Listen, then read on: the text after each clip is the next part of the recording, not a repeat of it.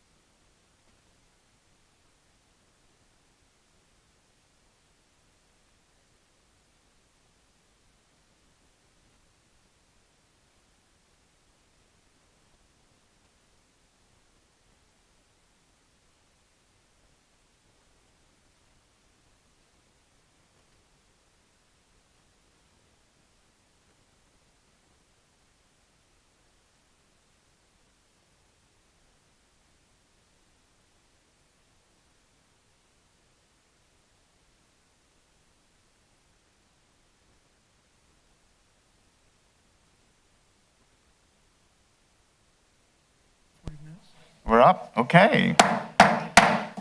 It's a great day in Kershaw County, All-America County. We had a momentous summer with 500 new jobs added to the county. MUSC has now bought our hospital, which is assuring us of great hospital care in the future. This weekend, we opened the Revolutionary War building as a gateway to victory in the Revolutionary War that was won right here in this town and in this county. High school football has started last night. If you all were there, that was a great time. And of course, Palmetto Pride and Mr. Russell Brazel are going to have an event out at the Veterans Park. We'll hear more about that later, right, Russell? Absolutely. I regret to tell you, though, we've had 5 deaths to COVID. And I would encourage you to follow the words of our governor that encourage vaccinations and other common sense courtesies. And if you want to, wear the mask, and if you don't wear it, but respect those that wish to do it. We have a quorum of all members present. With that, we ask Councilman Snodgrass to lead us in the invocation and pledge. Please stand, everybody. Pray with me. Father, we thank you for this day and this, Lord, this opportunity to come and to gather, Lord, here in, Lord, this beautiful community, this place we call Kershaw County. And Lord, I pray that you will just be with our discussions and be in all that we do, Lord, as we seek to do, Lord, the goodwill for all citizens here. Lord, our prayer is that is an echo of Solomon when Solomon asked you for wisdom. Of all the things that he could have asked for, he asked for wisdom. And so now today, in this moment, Lord, we ask for wisdom. Lord, we thank you for those who are gathered here and the many homes that are represented here, Lord, in this room. I pray that you will continue to bless them as they seek to do, Lord, their endeavors in their life's work and with their families. We love you. Pray this name of the Father, the Son, and the Holy Spirit, and all God's people said. Amen. Amen. Amen. Pledge allegiance to the flag of the United States of America and to the republic for which it stands, one nation, under God, indivisible, with liberty and justice for all. That was quite good there, Reverend Snodgrass. I think we're getting wound up for Sunday. Thank you very much. The agenda's on the board, and we're going to depart slightly, given that we have such a big crowd here, and we got to get these young men back to studying for school. I know they're anxious to get home and start looking at the math books, right? But so I'm going to move it around a little bit and do the proclamations first. The first is a proclamation recognizing Chandler Turner, the 3A state champion wrestler. The proclamation is on page 4 in your electronic book, gentlemen, and in tab A. Let me just read it, and Chandler, we'll bring you up here a minute because we can't wait to congratulate you, and your mom and dad too, and anybody you brought with you. Whereas Kershaw County recognizes the accomplishments of Camden High School wrestler Chandler Turner on his outstanding season. He went an astonishing 31-0 on the 2020-21 season and is the Region 6 3A champion. Whereas Chandler has been named the Region 6 3A Wrestler of the Year, he was the 3A lower state champion and ultimately the state champion. How about that? Chandler was named the 3A Most Outstanding Wrestler, and whereas Coach Brian Sisk notes of Turner's ability, and I quote, Chandler is an accomplished and outstanding wrestler, but an even better person outside of wrestling, and that is what makes him special, end quote. Now, therefore, Kershaw County Council congratulates Chandler Turner of Camden High School on an outstanding wrestling season which resulted in him being the 3A state champion, in addition to other enormous accomplishments, and Kershaw County wishes him great success in his future endeavors. So with that, can we have a motion to approve? Mr. Snodgrass. I so move this proclamation honoring Chandler Turner, state champion wrestler. Second. There's a whole bunch of people going second, but I'll go to the oldest man first. Even Mr. Tucker, even though we have a state champion here to my left, and Mr. Connell. Without any discussion, Mr. Snodgrass. Sure. Thank you, Mr. Chair, members of council. Just want to say, Chandler, congratulations, man, on your accomplishments this past year. I love it when we can bring our young our young people into chambers and just take time to recognize their accomplishments. And because it really is a testament to our community, because this isn't something that he just did, but there's a lot of coaches, parents that are behind this, and family that are behind this, and it just shows how we are just this community that raises champions and raises kids and students to understand what it is to work hard and to do their best. And I know you're going on to college to wrestle on the college level, and that in itself is a feat. And so just say, sir, congratulations, and thank you for representing Kershaw County well, and thank you for being the best of Kershaw County. Thank you. Mr. Tucker? Thank you, Mr. Chairman. I just want to say, Chandler, thank you for being who you are and who your parents raised, and continue to work hard. Your endeavors will only get more complex as you get a little older, and eventually when you get it all worked out and begin to achieve things, life begins to be good. So congratulations, and thank you for all your hard work and dedication to this community and to this county. Okay, Ben, you're going to wrestle him right up front, right? No, I'm actually a little bit out of his weight class, but I'd volunteer Mr. Jones to have a few demonstrated on him. Chandler, where are you? You're right there. There you go. Hey, There Chandler. he is, yeah. Yeah, I couldn't see it. I've been where you are, and we're so thankful that you're here tonight. I'm glad we caught you before you're going out of town. First, congratulations to your parents. Wrestling parents are no joke. You have to go in there and you stress out, and between making weight, taking them to practices, it's no small feat. Congratulations and thanks to your coaches, but primarily to you. Dan Gable, who's one of the most famous wrestlers ever, said that once you've wrestled, in life, basically everything else is easy. And that's not entirely true, but it's partially true, in large part because you spend most of your life in spandex in front of large groups of people. So nothing gets to bother you. But another joke we had in wrestling was that you use just about everybody else's sport to warm up.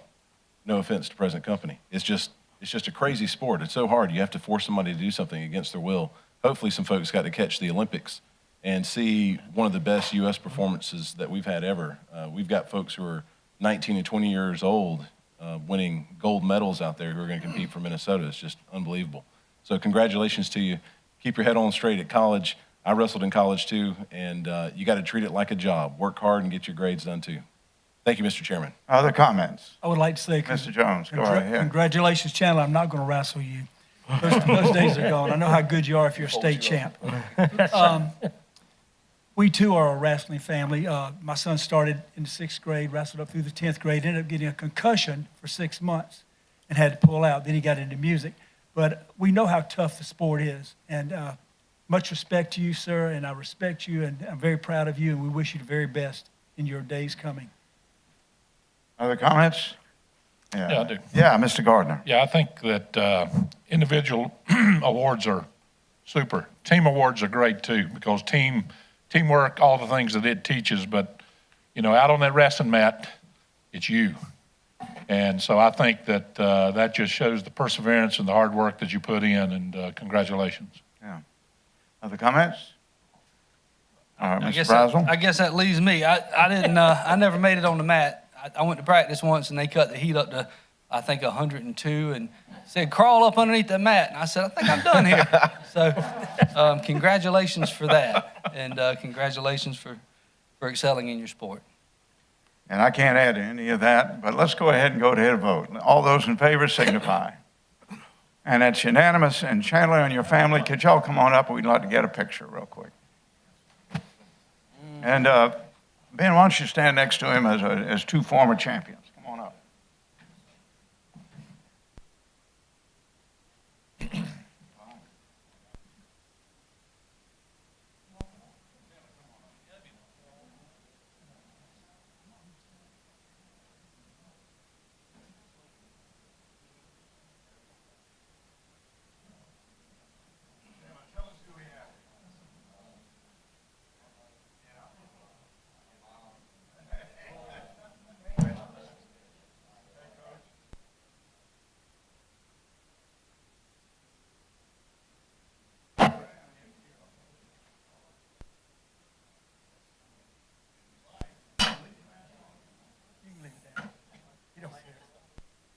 Okay, all ready? All Okay, I'm good.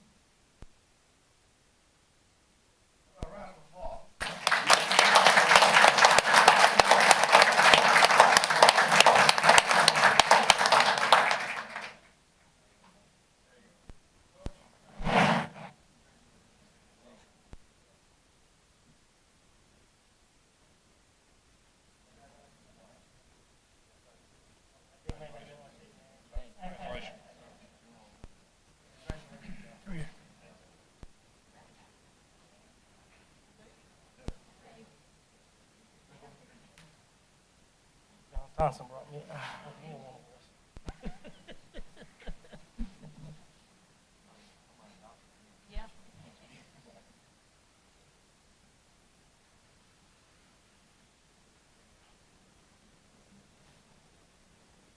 And Chandler, if your family would like to go ahead and leave, this is going to be a long night. You certainly may. Thank you, Coach. Thank you, everyone. Appreciate it. The next one is on the agenda, and again, if you can just advance that, is item B, which is at page 5 in your electronic books, a proclamation honoring the American Legion Post-17 baseball team of 2021 on their achievement as state summer baseball finalists, semifinalists. We have our American Legion here. We have the commander, Ted Davis, the former commander, Dave Fuller, and the former commander, James Raven. Thank you for coming, fellas. We always appreciate our veterans, and we appreciate you coming tonight, especially with the team.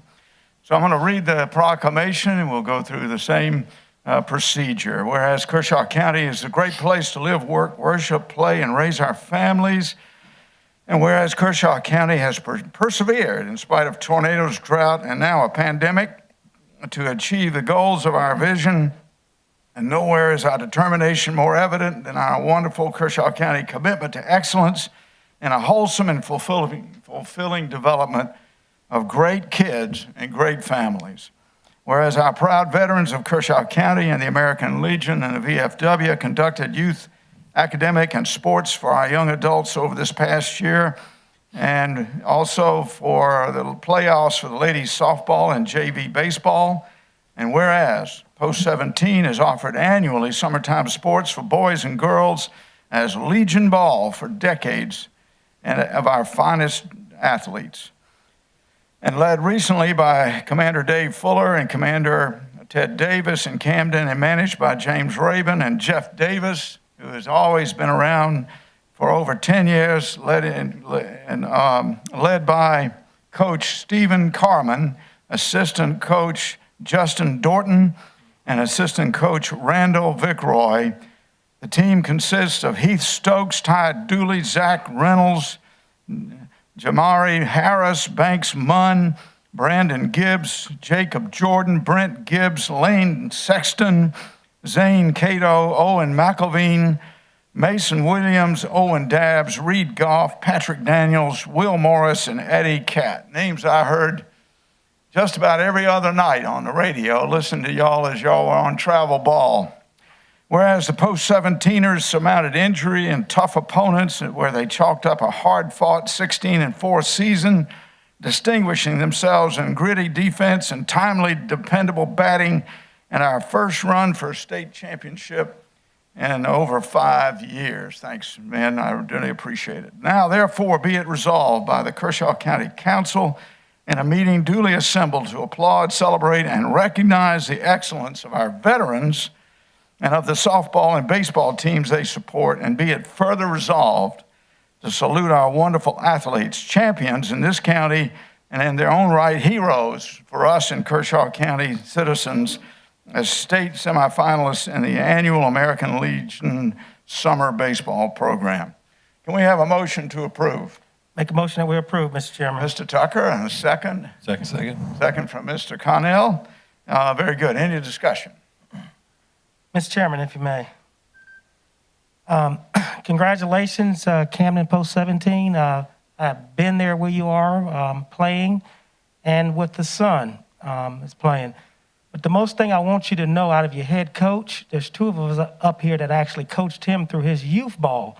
So any mistakes that you make in the future, when you come back and play, just know he made twice as many and his head was hard as a rock. Oh, man. Love you, Stephen. Thank you, Mr. Chairman. Other comments? Mr. Connell, others? Yeah, Mr. Chairman, Coach Randy Stokes, who y'all know, told me I wasn't good enough to play baseball and I probably ought to stick with wrestling. It's a very, very great skill sport. Congratulations to you. I know many of your parents, and I only mention that to say that they are proud of you in the way that others look up to you in the community. You've got a lot of youth that look up to you and what you do, so be aware of that as you go around, as you have chances, as you grow up and go off to college. Make sure you come back, reach out, mentor, and do those kind of things. Thank you, Mr. Chairman. Other comments? Mr. Snodgrass. Mr. Chairman. Guys, congratulations. You guys are a part of really one of the great summer traditions, and that is American Legion Ball. I didn't grow up here, but I grew up down in Orangeburg, and they had a Legion, and I've been able to be a part of some of y'all's games. And so it just really is this great summer tradition that you guys are part of American Legion Ball. And unfortunately, I wasn't able to be a part of it. I went out, and they told me that I need to stick to a basketball court, and so I never made the cut. But it's okay. It's okay. I'm good. But you guys, thank you so much for all that you do. I know that you don't just excel on the Legion field. I know you guys excel in your own high school on those teams. And Coach, congratulations, and thank you for just putting the effort in and giving us something to cheer for, even in the summertime. Appreciate it. Thanks, guys. Other comments? If I Mr. may, Jones. congratulations to each and every one of you. Justin, I didn't see you standing over there, excuse me. Very proud of you. You know, and Cato, I mean, these guys were that big. Where has time gone? I mean, they used to look up to talk to me. I think I have to look up to talk to them now. But anyway, congratulations, guys. Job well done. Yeah, other comments? I'll say that I would play ball in JV until I was struck out so repeatedly by Billy Ammons, right? Charlie Ives, remember Billy? That I just said to heck with it and picked up a tennis racket and went on and played in college. But it's a sport that we love in this county, and we love that you men have excelled here. Thank you for that. But let's be clear about thanking these volunteer coaches. Yes. Coaches. Where would we be in Kershaw County without volunteers, whether that goes from fire to baseball coaches. So thank you, coaches.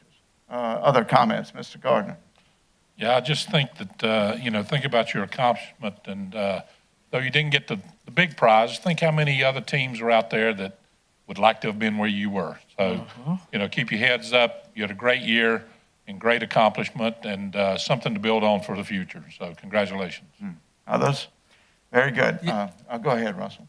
First off, I'd like to thank the gentlemen at the American Legion for their part in leading for these guys and fundraising and those sorts of things. And just to congratulate all you guys. I'm really feeling my age here, looking at a couple of y'all banks. I've known you guys since y'all were little. And I'm proud of you, and I'm happy for you. And just keep doing what you're doing. I like those necklaces you're wearing, too. So congratulations, guys. There you go. Other comments? Okay, very good. With that, let's move to a vote. All those in favor, so signify. And Mary, it's unanimous, and it passes.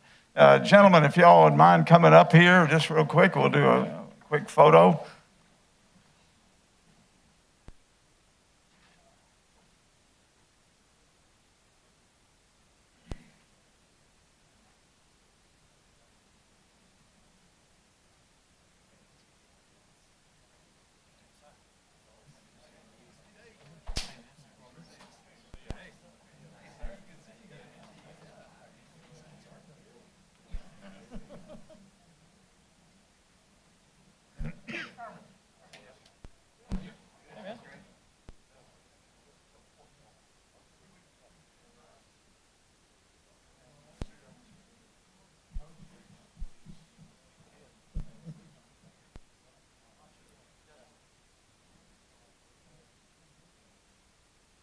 All right, you all set?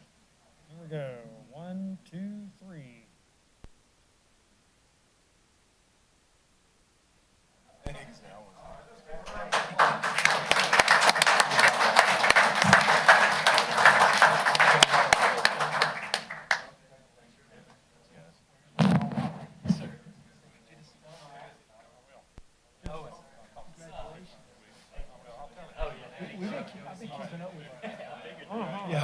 everybody else's name. Congratulations to everybody. Yes, sir. Yes, hey, look here.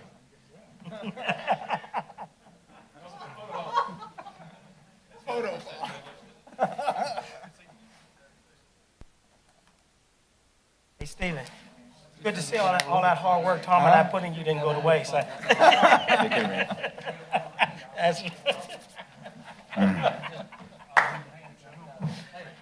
I'll come out and tell some stories next season.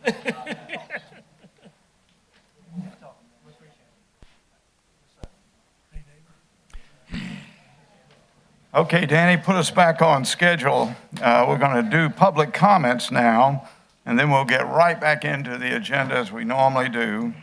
And we are still operating under electronic rules, and no less so for the fact that COVID still seems to find its way through our county. But with that, let me see how many people have signed up. I have one electronic submission I must read. What have you got, Jared? Yes, sir, Mr. Chairman, members of council, we have 12 individuals that have signed up.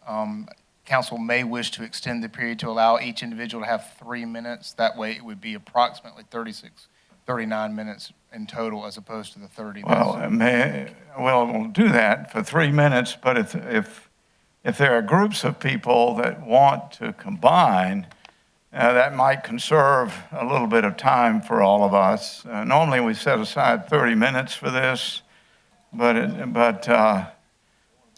we'll try to get them all in, but we will stop at 3 minutes for each of you. We'll get you all in. And then, so we go over, first of all, to the Point of order. electronic one, which is from Mr. Jeff Maddox. Quoting, "I want to commend the council for their recent economic development achievements negotiated in secret and only revealed by your employees after the deals are done and ready for final approval." Quoting again, "I want to commend all of you for exchanging short-term political gains for real long-term liabilities such as infrastructure, roads, sewer, schools, to mention a few liabilities not provided." Quoting again, "I would like to commend the council for your long-term central planning of our society as prescribed and directed by the Council of Governments." Quoting again, "Thank you for your commitment to partner with big business at the expense and exclusion of medium and small businesses alike who will pay for the aforementioned liabilities." Quoting again, "Without your commitment to central planning and big business giveaways, we would all certainly perish." And quoting again, "I'll leave each of you with this quote by one of your own." And quoting from Mr. Ronald Reagan, "The most terrifying words in the English language are 'I'm here from the government and I'm here to help.'" And that is from Mr. Maddox. Mary, if you record that, thank you very much. So with that, we'll move to the public hearings. We'll call you forward. There will be no Q&A. And if there's public outbreaks and things of that nature, I'm going to give it a short warning. But if you then don't do that, we'll clear the room. These are for the decorum must be maintained for the act and the business of government here. And kindly keep your comments within the courtesy that we expect among citizens conducting serious business on behalf of our citizens. With that, Mr. Morgan, go right ahead. Yes, sir, Mr. Chairman, members of council, the first individual to sign up is Ina Fort. Say again the last name. Fort, F-O-R-T. Ms. Ford, thank you. I'm speaking today at my husband's request.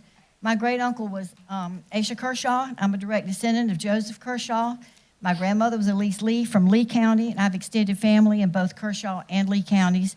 I spent most of my childhood summers in Bishopville with my grandparents on their dirt poor cotton farm. So we are not farmers. My husband and I are both educators. Both of our sons are educators. Tom retired after 30 years with DSS as a child abuse investigator, speaking for children who could not speak for themselves. And I own a Montessori school in Columbia, which is 45 years old this month. We're decent, hardworking people with ties to this community that go back 250 years.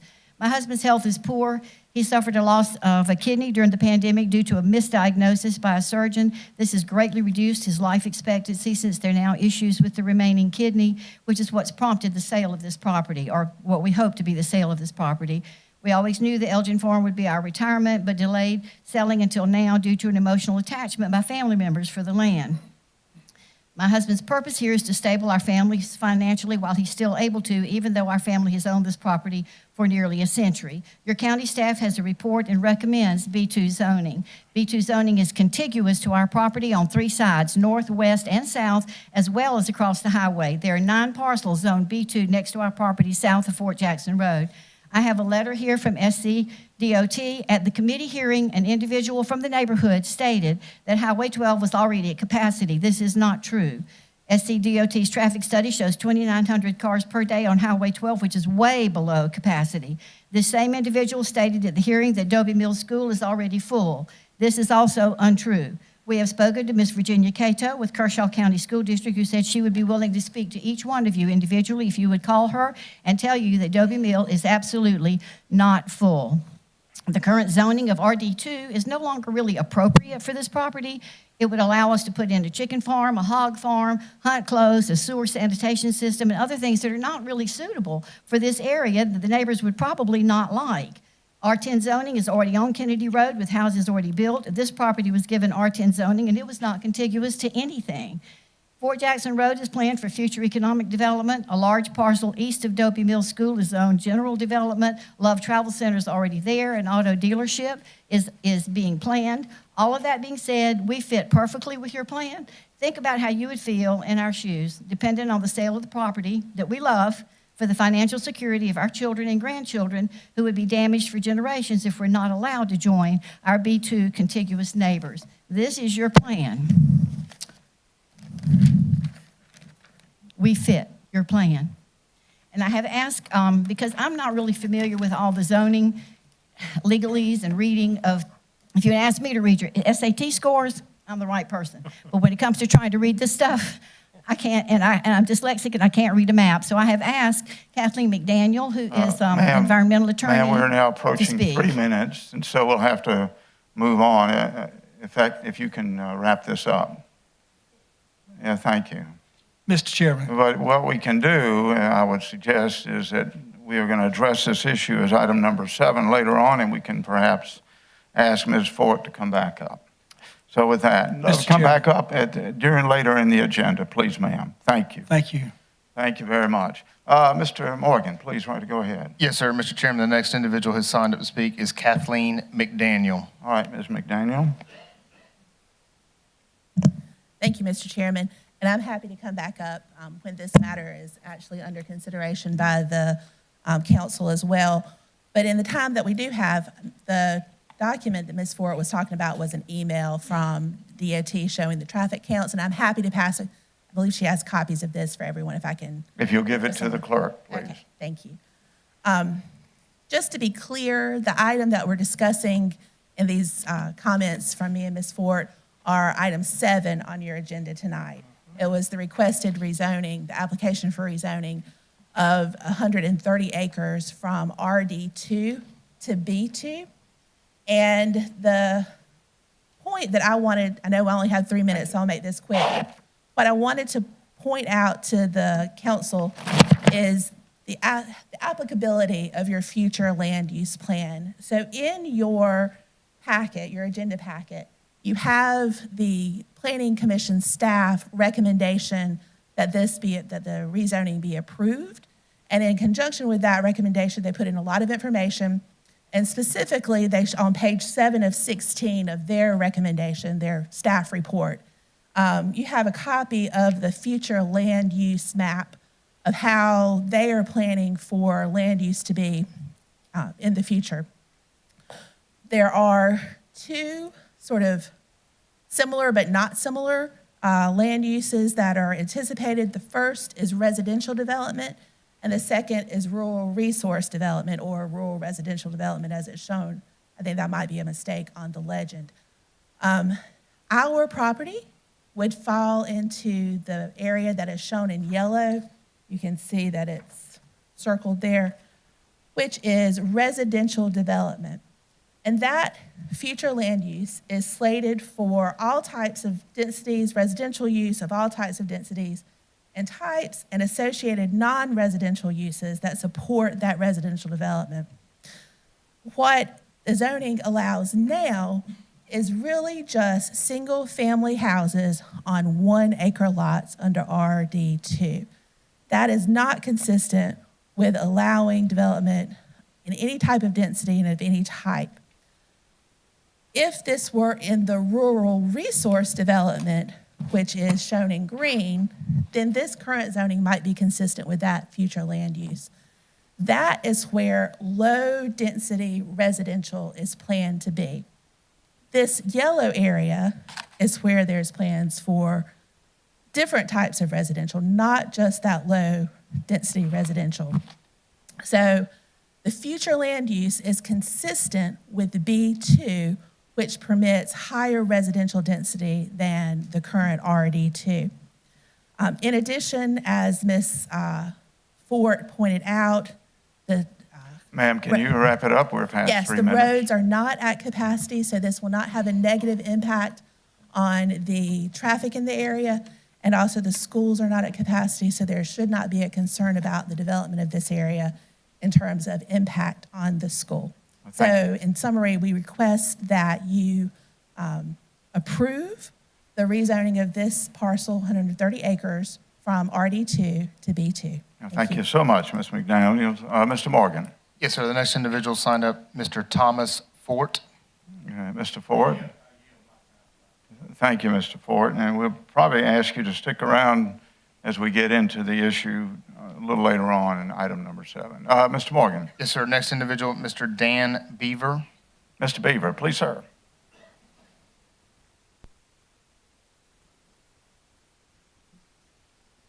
I appreciate the time. Just to have a quick thing. I'm not familiar with the program that we have going on, but it's called the Seagull. And my concern is I'm a small business owner here in Kershaw County, and I'm concerned on the ability for us not to understand what this Seagull thing is.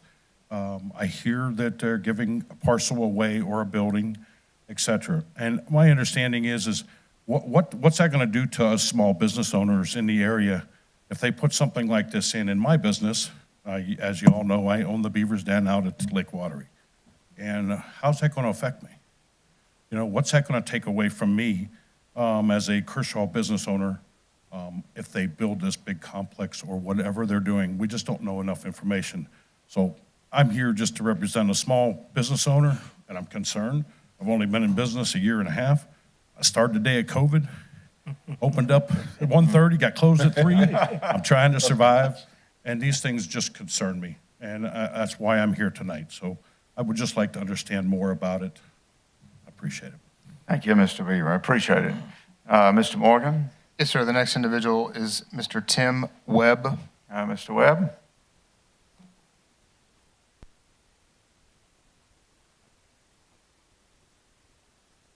Council, I'm Tim Webb. I'll try to make my comments brief so we can get everybody in. But I just have a few talking points I'd like to share. Along with Dan Beaver, I still have some concerns about what's going on with this Project Seagull, most of which I don't get much information on because the information is not there, but I'll go ahead with my points. If the council believes that Project Seagull is worthwhile for the county and in the best interest of its constituents, why are the members discussing this issue in private session and depriving voters of public discussion of the merits? What's with this secrecy that's going on? Because I just heard about it, and apparently it's been discussed for a while. If the goal is truly to fill vacant buildings and bolster the area of businesses and jobs, why not broaden tax incentives to existing local businesses struggling to remain in business during the challenges of COVID during the last year and a half? Why should local government be allowed to come in and pick commercial winners and losers in committee by placing its hand on the economic scales? Just don't get it. And I know there's a 5-to-1 vote for this Seagull program. I just can't understand how the vote can be 5-to-1 for something like this. It's just incredible. There needs to be much more public transparency to your discussion-making process than you're demonstrating here with Project Seagull. And maybe the Project Seagull has a lot of advantages, but how am I to know? How are the small businesses supposed to know when all the information that I've seen is in a private executive session. Thank you. I see my time. Thank you, Mr. Webb. Mr. Morgan, please, sir. Yes, sir. The next individual is Mr. Brian Bevel. I say again the last name? Bevel, Beville. Beville, excuse me. All right, I thought that's who it was. I'm not a small business owner, but I'm here to support you.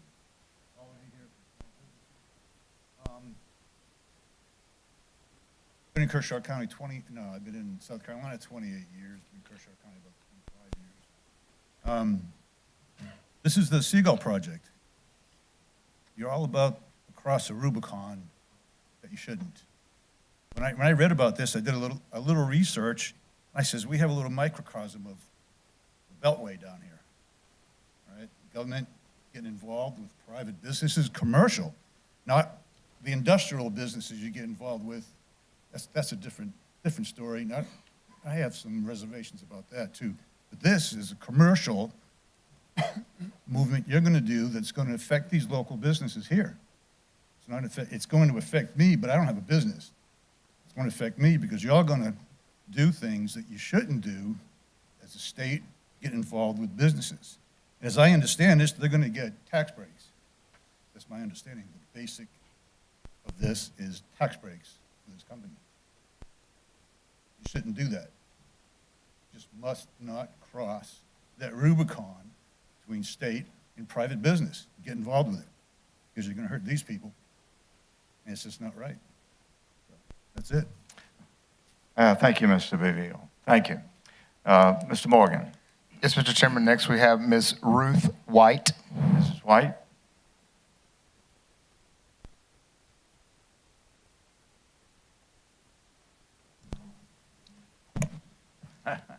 Hey, good evening.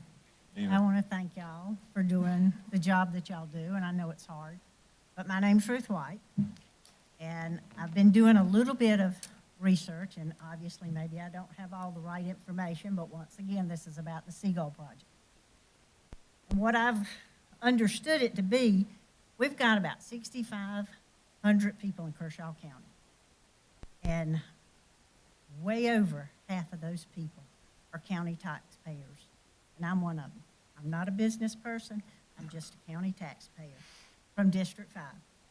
Now, I don't understand also why my elected county council members are being involved in this business. I'm still too short. There you go. Okay. All right. You hear me now? Yeah, we got you now, Ruth. Thank you. Sorry. Thank you. Okay, anyway, I don't agree, I just don't understand why we're agreeing with this exemption, why we're getting involved with business as county versus business for these corporations. I just don't understand this. Maybe I hadn't got the right information. But I feel like it will directly affect our small mom and pop business. And the place that you're looking at, I mean, I would love to see it filled, but at the same time, it's within walking distance of an awful lot of small mom and pop businesses, and it will affect every one of them. You say it's going to improve jobs or give some jobs, it's also going to take jobs away. And I've talked to some of the small business. I'm there around Beaver Creek. None of us seem to understand this, and we had 3 restaurants open during this pandemic, and they are struggling every single day, even now that there are no mandates about how many people can be in the restaurant to eat or anything like that, but they are struggling with just getting supplies, keeping people employed, and you're going to help a corporation come in, and you're going to help them compete against these small, mom and pop people. I just don't think that's the thing that we need to do. And I would appreciate if y'all would really reconsider that.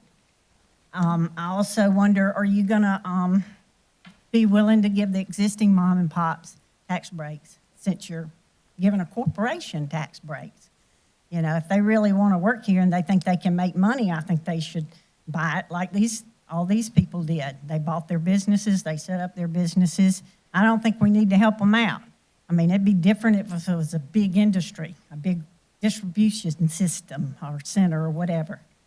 But in your mission statement, which maybe y'all might want to review it, but the last sentence says that y'all will provide the leadership to ensure that the citizens participate in the governments of their county as it works to deliver the highest quality services in cost-effective manner.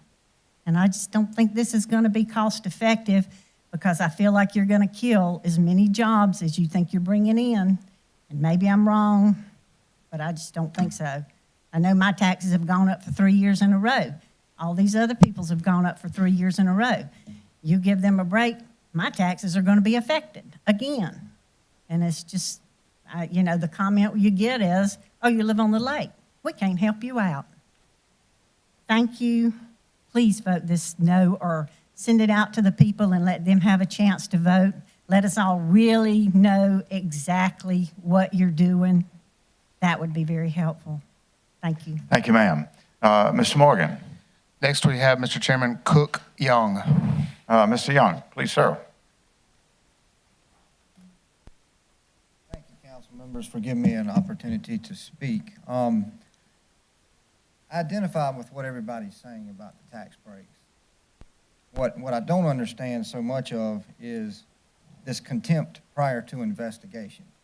That's a saying that I've got from a group that I am a member of that basically means against it before you find the information out. Every bit of information that I have received on this has come from our Camden Chronicle. Would you bring the mic over in front of you so everybody out I'm sorry. in Facebook land can... Every bit of information that I have received on this Seagull project has come from the Camden Chronicle. And it was pretty explicit to me that you've got somebody that wants to basically do something that was done back in the late 1800s or early 1900s, which was the Grand Hotel era here. They want to replicate that, which brings tourists, which brings small business. So it just doesn't look like a bad thing to me. I've born and bred here, been here 54 years, and am delighted to see that somebody wants to come spend $13 million in our community. That says something about the people and businesses that are already here, that they're willing to partner with, not take away from. Thank you for your time. Thank you, sir.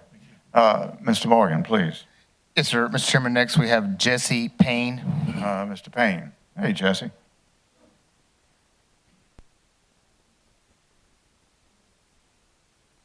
Thank you, Mr. Chairman and Councilman. I'll keep it brief. I think everybody understands, I guess, people's feelings that's in the community. We took kind of a census on this. Myself personally, probably about 100 people, and 100% of the people is actually voting the exact same way. I'm asking as a chairman of the Republican Party and you as representatives of this community to listen to the people. Maybe there's a different way of going about this. I don't know. Of course, we don't know. We don't have all the information. You got some legalities that's going on that you can't say what's going on. We understand that. However, don't make any decisions till you can actually give it to the people and allow them to be part of your decision making. That's all we're asking you to do. Let the community be part of your decision making and not be it on your own. Thank you. Thank you, sir. Thank you very much. Mr. Morgan. Yes, Mr. Chairman. Next, we have Holly Hayes. All right. Ms. Hayes.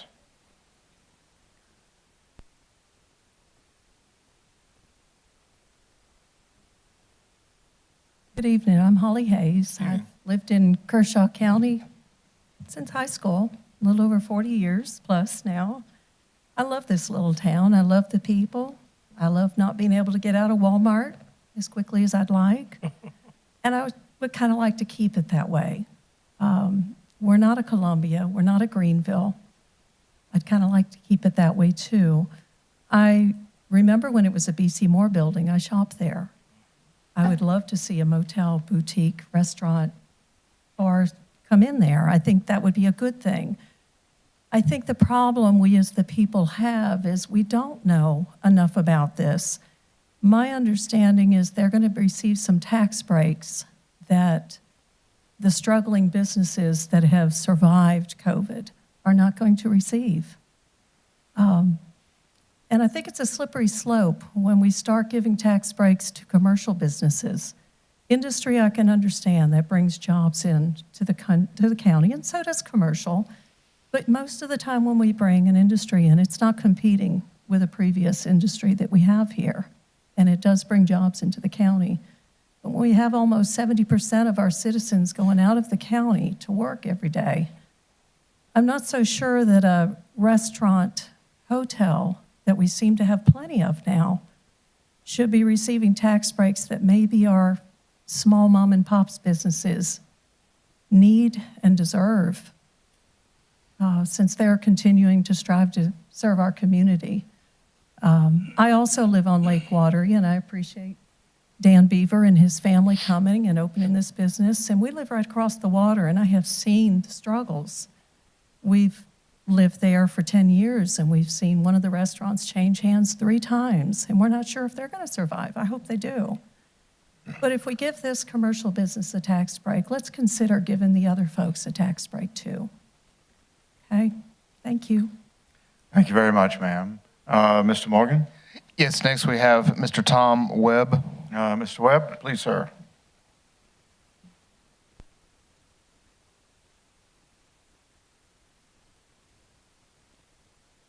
The U.S. Constitution has a phrase in there, general welfare, and I guess it can be misunderstood just what that is, but that's not singling somebody out for special welfare. That's different. So building a bridge somewhere that everybody can use it, that's general welfare. This thing of giving tax breaks might be considered special welfare. Not very American in my humble opinion, and I like the term the lady ahead of me used, slippery slope, and also throw in a term, it's a cheese in the trap. As we go after improvements, whatever that means, money mainly. The American government is supposed to look out for American freedom. And we have a First Amendment and a Bill of Rights for that purpose. First Amendment offers a separation of church and state so that government doesn't impose religion on us and religion doesn't impose government on us. And I wish we had something in the Constitution similar to that was separation of government and business. Because our founding fathers, I don't think they didn't have an example of fascism back in those days. They were very bright people and had a lot of experience, but they didn't know what fascism was. And we have seen it in recent times where government promotes business and business promotes government, and gradually us little people are at their mercy. And I won't mention how many times that has happened. I probably don't even know how many times that has happened. But it seems like it's a gradual thing here and now, where in other places and times it was very quick. So the people here today, speaking about this project, are having to contend with a growing government and the business it's entangled with. And you could reach a point where you couldn't tell whether you're dealing with the government or whether you're dealing with the business. They're so entangled, and that is fascism. We've had bad experiences with that. So the people here today are to redress perceived grievances, and I'm glad to see them here doing that. I wish they'd been doing it sooner, and we'll have to do more of it. And I want to bring up that proverbial frog, where the frog is in warm water and you heat it a little bit, and he still doesn't jump out. It's only a little bit warmer, and it's a little bit warmer until he's cooked in it. But I think that we will eventually realize that it's not water we've been cooked in, it's fascism. Thank you, Mr. Webb. Mr. Morgan?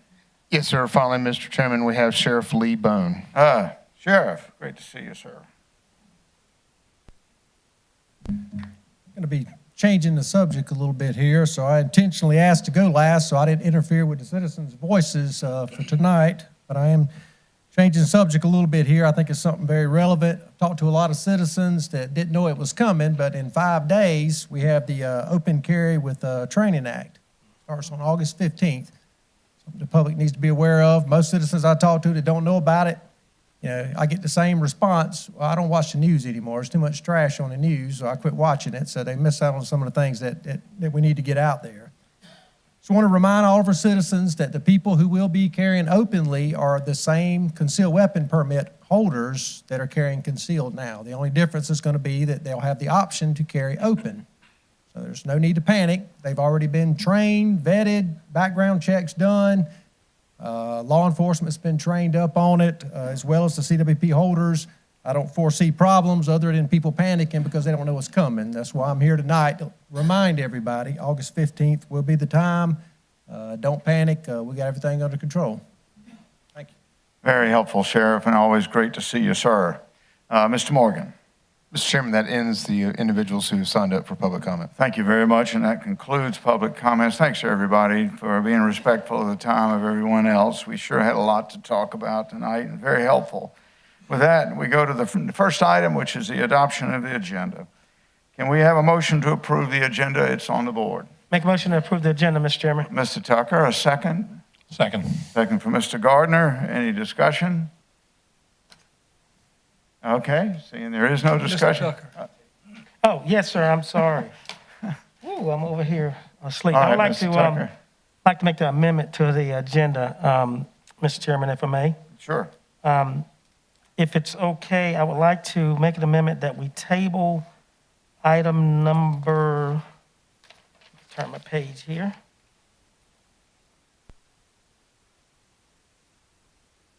Yes, it's number 1 under new business with the Lugoff Fire District. Okay. Can we have a second on that? Second. Who's that? That you, Jimmy? Yep. All right. Any discussion there? What was the reason for that? Yes, sir. I would be more than happy to explain.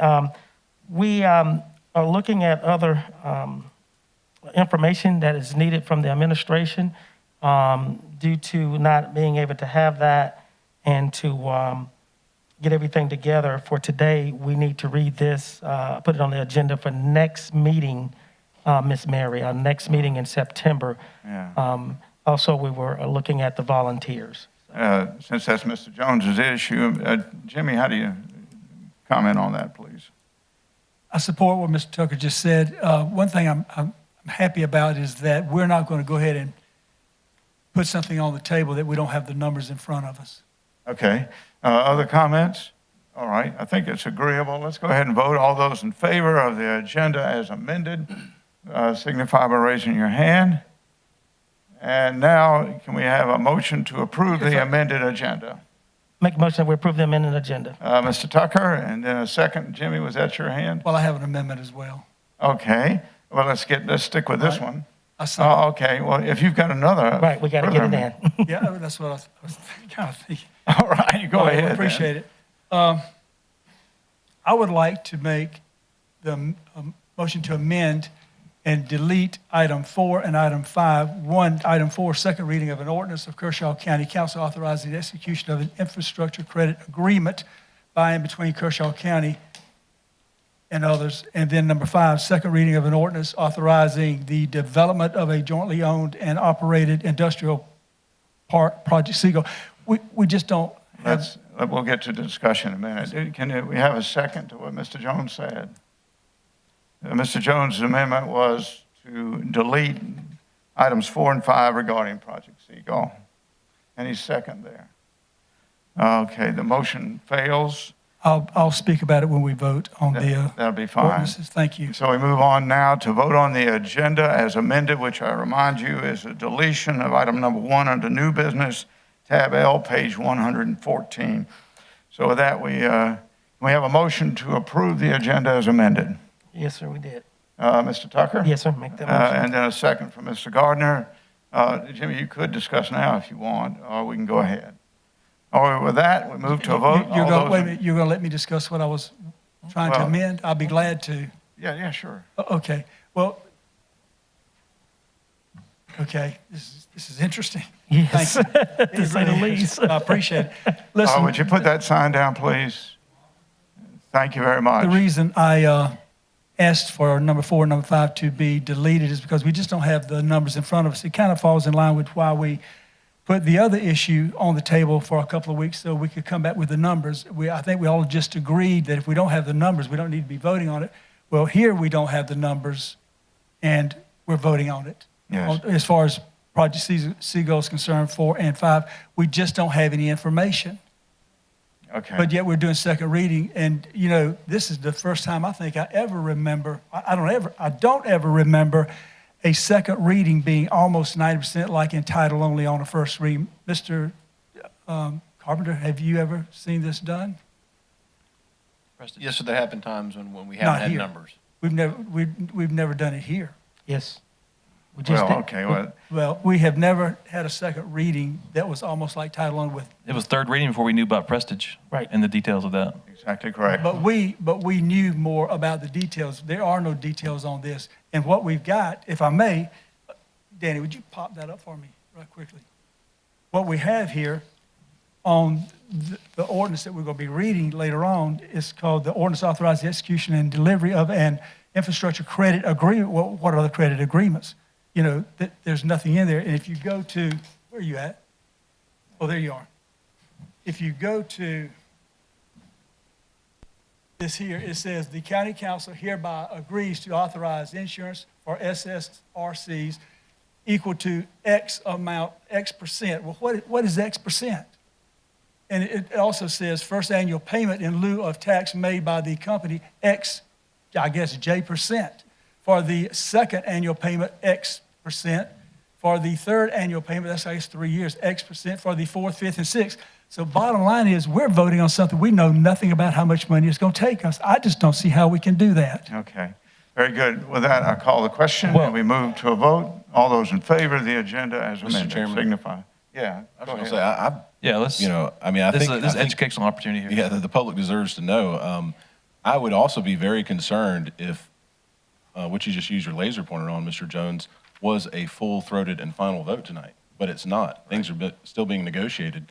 And the idea is if the public, and I want the public to know all the details that every single council member up here knows that's being negotiated contractually, but we're bound to be quiet until, I believe, third reading, when we have all the information we need, when everything can be shared and there will be comments.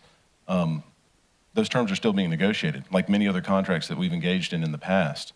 So if it's being negotiated, it's an unknown variable at this point. Yeah.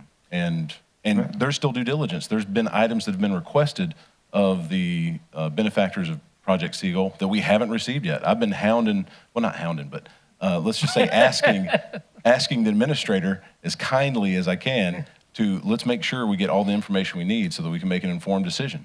So nobody up here wants to make a decision in a vacuum.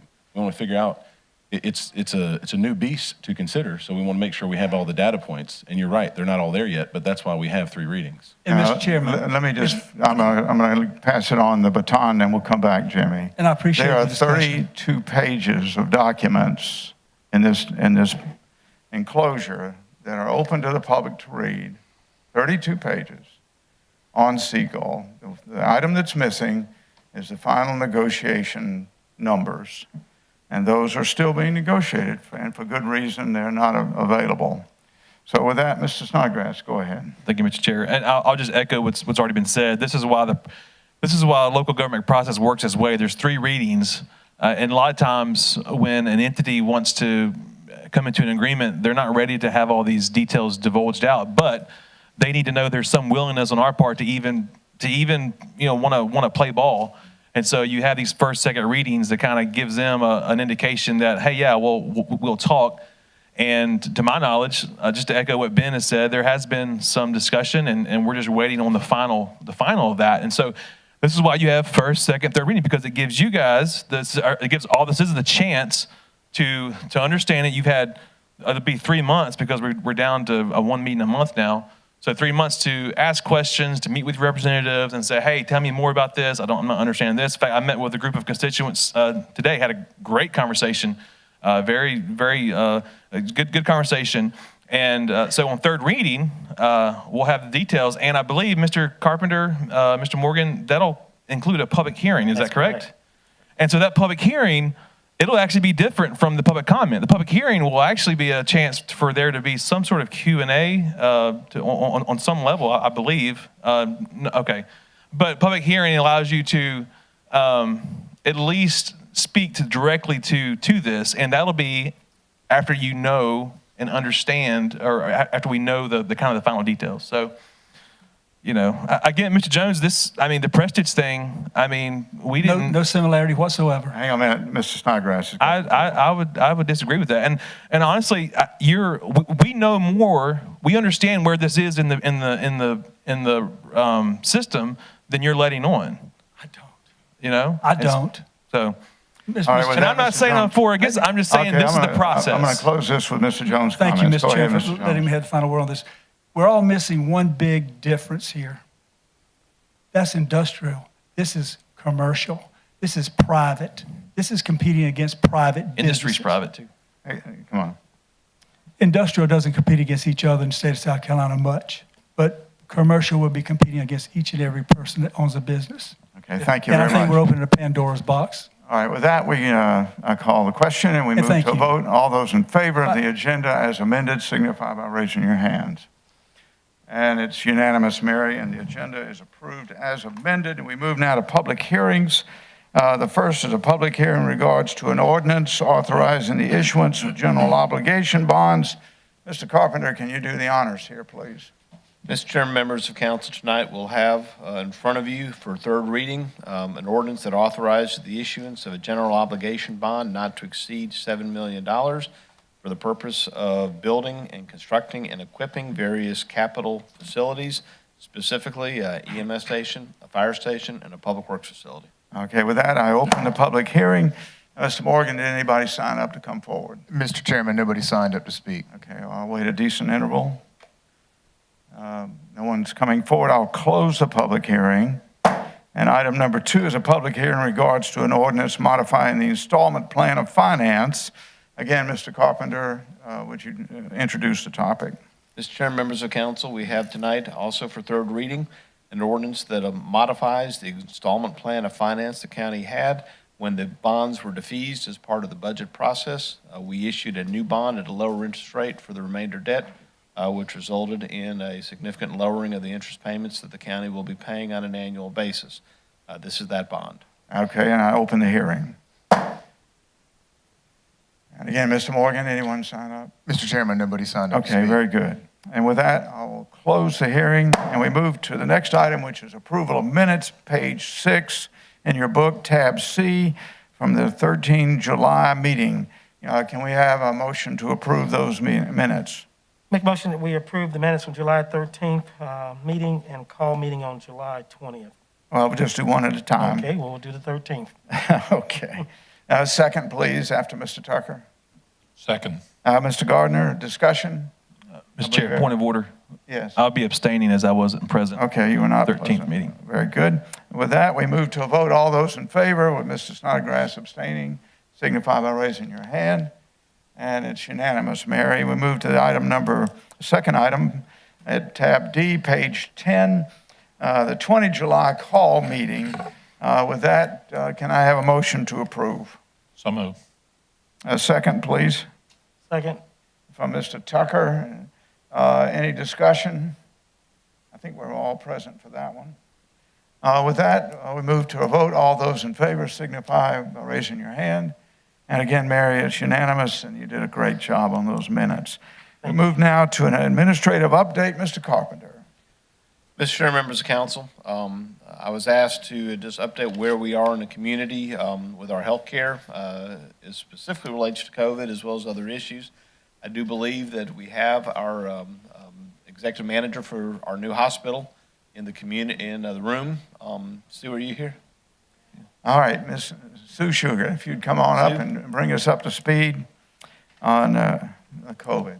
And congratulations again on your success in transitioning between 2 major owners of the hospital and without even a break in service. Thank you, ma'am. Thank Please. you. Thank you. Well, if I'm here, you know it's not good.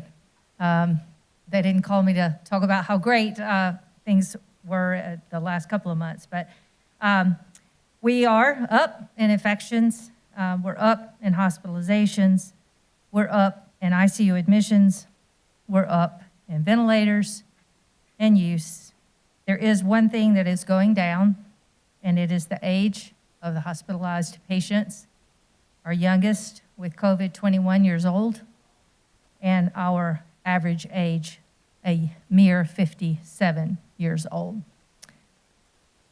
So of those admitted locally, 86% not vaccinated, and I'm speaking of our recent admissions, July through yesterday. So yesterday, on 8/5, MUSC shared an article, and I'll just highlight a few things for you. The Delta variant, as you know, is highly transmissible. 92% of new cases within MUSC identified as Delta. And here's very disconcerting. The most common symptoms we're seeing, runny nose and headache, only 40% of people presenting with fever, making it much, much more difficult to distinguish when you're trying to control the spread of something so highly transmissible. I did want to share a couple of good things about MUSC already in our brand new ownership. There is now one drug that can be infused for inpatients with COVID. That is on a national shortage, and we ran out last week. MUSC helped us get 12 vials.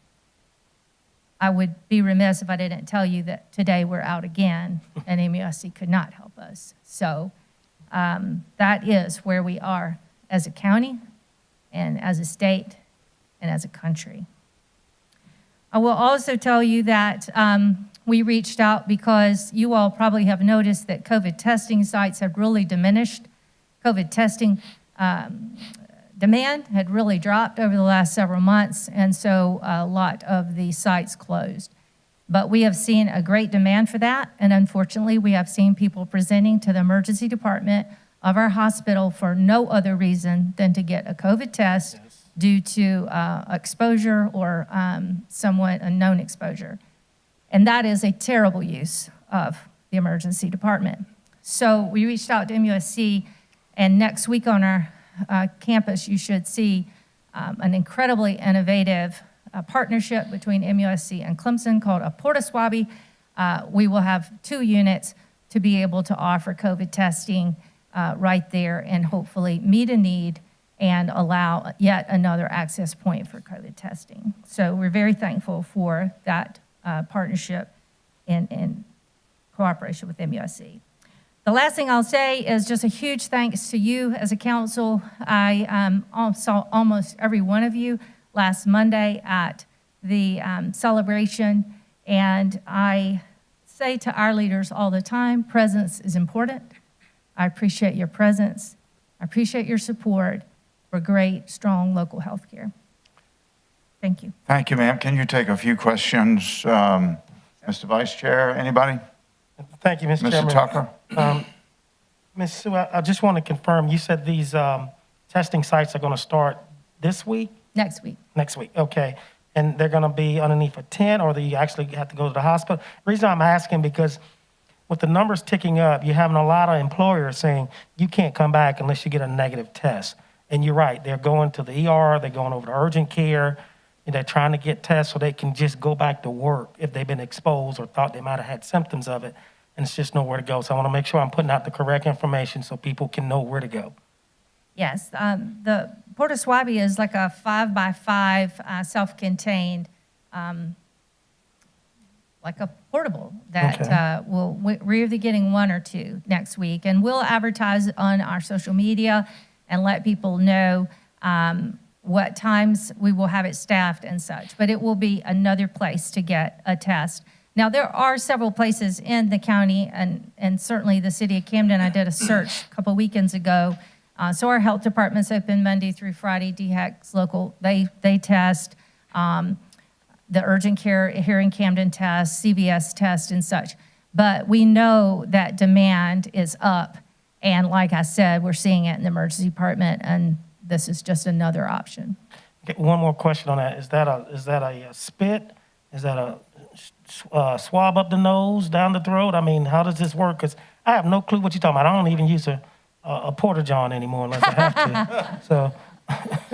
You know, I don't know. Honestly, I assume it's going to be nasopharyngeal, which means in the nose, but honestly, it's definitely not the sputum test. It is one of the swabs. Thank you. I've got a question. Go ahead, Mr. Bridle. So if somebody's not vaccinated and now they're interested in becoming vaccinated, do you suggest getting a test prior to just to make sure you hadn't been exposed lately? Well, honestly, I'm not clinical, so I don't like to be the one to give out medical advice, but I will just say that the most protected subgroup that we're seeing is the group of people who have both had COVID and then been vaccinated post-COVID. I don't believe there's any indication or reason to be tested before receiving the vaccine, but certainly those who run the vaccine can confirm that. Okay, thank Good. you. Other questions? Yeah.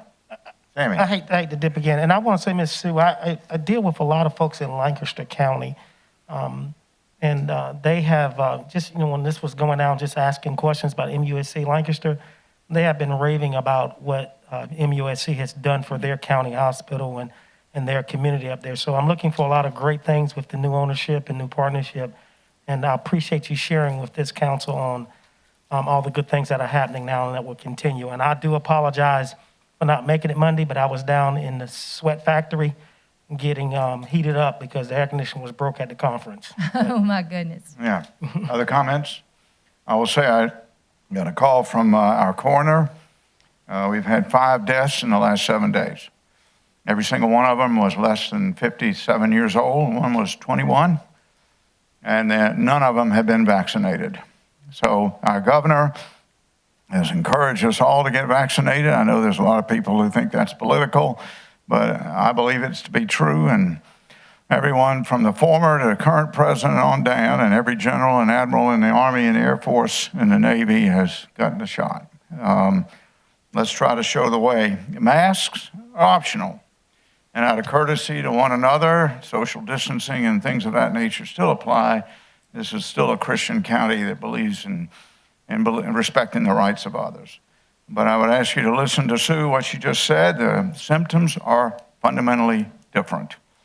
40% runny nose and headaches, and not the fever and all that other stuff we've been told and be out there. So be well. We love you, every one of you, with or without the shots. And let's try to make it through this together like Kershaw County does. Sue, thank you very, very much. It's great to see you, and congratulations. Thank you, Kevin. Thank you, Mr. Carpenter. Does that conclude your update? I just had one other little bit of information to share with council to kind of maybe put an exclamation point. About a month ago when this variant first started showing up over here, Kershaw County was averaging 7.7 cases a week. I'm sorry, a day. 7.7 cases a day a month ago. 1 week later, we were up to 11 cases a day. A week later, 27.8 cases a day. Last week, we were up to 39.4 cases a day. This week, we're at 51 cases a day. The day before yesterday, we had 84 cases, the highest we had all year. Even back in January, we never had that many in a single day. So the growth of it is exponential. It is a very steep curve going up when we're having 84 cases in a single day. So that's just something to be aware of. That is astonishing and disconcerting. Thank you, sir. And I hope we all can show that we're veterans of the first 19 months of this disease, and now let's act like we know what we're doing. We've done this before. All right. With that, I go down to the next item on the agenda, a series of ordinance. Item number 1 is a third reading of an ordinance of a general obligation bond. It's on page 12. It occupies about 20 pages. It's at tab E, and it's up on the screen. Mr. Carpenter, can you bring it in, please? Mr. Chair, members of council, in front of you for third reading tonight is an ordinance that authorizes the issuance of general obligation bonds not to exceed $7 million for the purpose of acquiring, constructing, and equipping several capital projects in the county. We previously had a public hearing on this.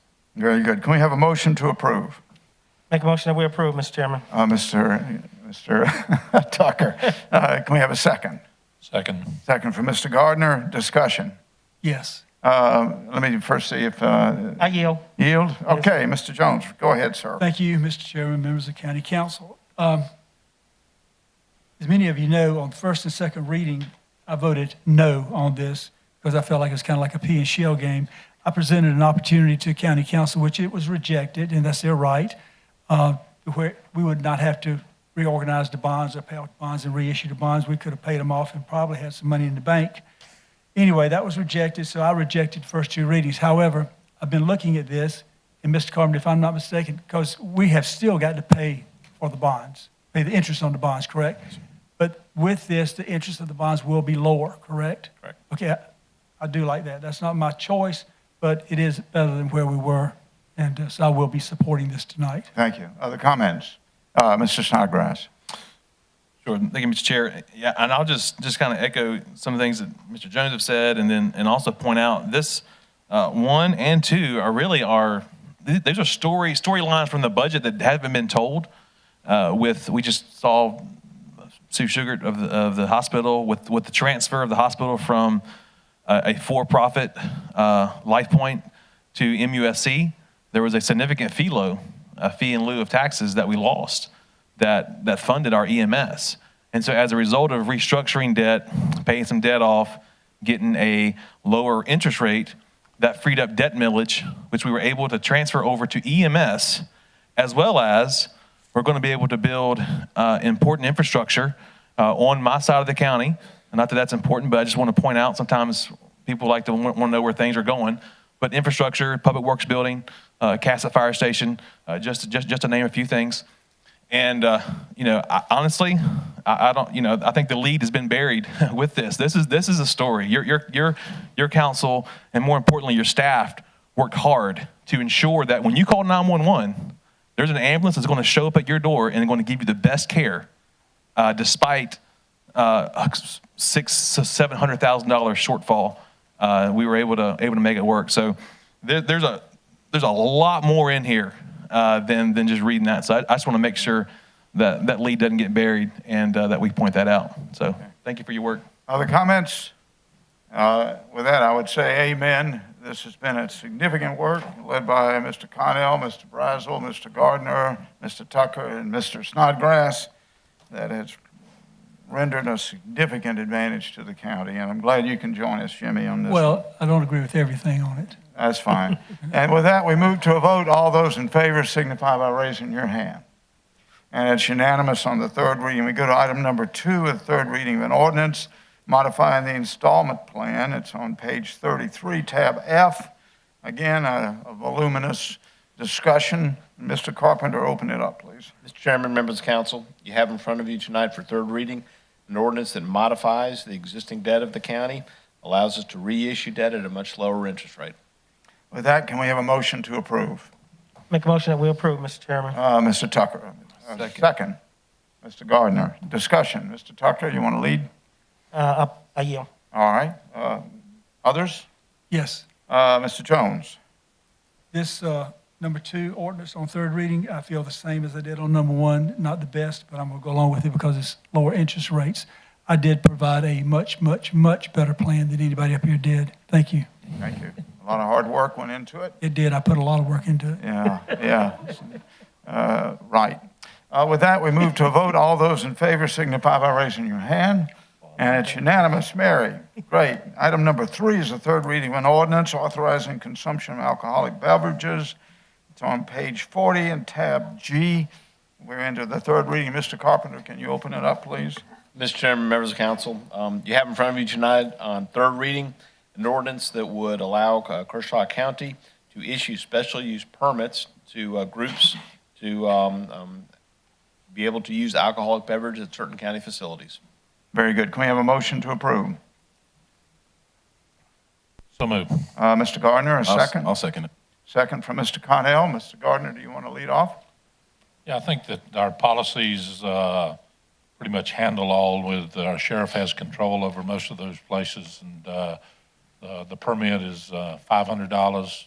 I believe, is it $500? For you to use this, and to bring in some of the things that we want to bring into some of our venues. You have a choice to drink or not to drink, but I think some of these things that we want to bring in that would be good for the county, I think this is something we need. Most places do it, and I think we'll miss out on some things if we don't do this. Not that I necessarily agree with everything that's in there, but I think for the purpose of our county that it would be a good thing. Okay. Other comments? Yeah, Mr. Chairman. Yeah, Ben. Again, personally, I don't drink, but I think it would be a great irony for Kershaw County to say we're happy to accept tax revenue from businesses that sell alcohol and use it to spend on whatever projects we deem appropriate, but not allow those same businesses to apply to have an event that might have alcohol there if it's a concert or otherwise. So that seemed a little inconsistent to me. And then also, we love good music in Kershaw County. We love good concerts, and those tend to have this element with them. The parameters that have been laid out have your sheriff and law enforcement heavily involved. They have to submit an application and pay a fee to the administration, and they evaluate on a case-by-case basis. So I feel like the controls are in place that can make this work. Thank you, Mr. Chairman. Very good. Other comments? And they have to be insured as well. Right? Yeah, insurance is really quite thorough. And I congratulate Tommy Morgan for the hard work you put into it there, Judge. Well done. Thank you. Other comments? With that, we move to a vote. All those in favor signify by raising your hand. Mr. Tucker, Mr. Gardner, Mr. Burns, Mr. Brazel, and Mr. Connell. Those opposed, so signify. Mr. Jones and Mr. Snodgrass, and it passes on third reading. With that, Mr. Carpenter, you can begin to receive applications. Item number 4 is a second reading of an ordinance authorizing the execution of infrastructure credit between South Carolina and Kershaw County Hospitality. It's at tab H, page 45. Mr. Carpenter, can you open it? Mr. Chairman, members of council, you have in front of you tonight a second reading of an ordinance that would authorize the execution of an infrastructure credit between Kershaw County and the entity known as Project Seagull. Very good. It's at page 45, and it goes on for 18 pages. Very good. Can we have a motion to approve? Make a motion that we approve, Mr. Chairman. Mr. Tucker, a second. Second. From Mr. Gardner. Mr. Tucker, do you want to lead off? Yes, sir. I just want to say that ask the folks that were speaking out in reference to this is to bear with the process. Happy to talk to any of you personally afterwards before third reading, which is going to be another month before this happens. And you'll have as Councilman Snodgrass said earlier, a public hearing. But I think sometimes we get a little bit excited when we don't quite have the full story on how things are going or working. So with that, I volunteer myself to speak to whoever's willing to talk to me. Thank you. Second by Mr. Gardner, I believe. Sir? Yeah, I think that any small business that would invest $10 million and create 50 jobs, that we would be happy to negotiate a fee in lieu or tax abatement with you if any of the small businesses, because that's the policy, 10 million investment and 50 new jobs, and that's what this one qualifies as. So, and that's why we're considering it. So, thank you. I would have to ask you in the audience if I can hear you up here with these old machine gun ears. I know you're disrupting the listening ability of other people, so kindly let's keep it down. You finished, Tom? Yes, sir. All right, other comments? Mr. Connell. The big number, I think we have to be careful and make sure that doesn't, just lure us in and say, oh, someone's willing to spend a whole bunch of money. That's why I think we've got to get all the information to make a fully informed decision. But for context, I think it's useful. Kershaw County, this is the first time we've ever considered a policy related to commercial investment. We just formed it recently. And it basically has a $10 million investment threshold, certain number of jobs.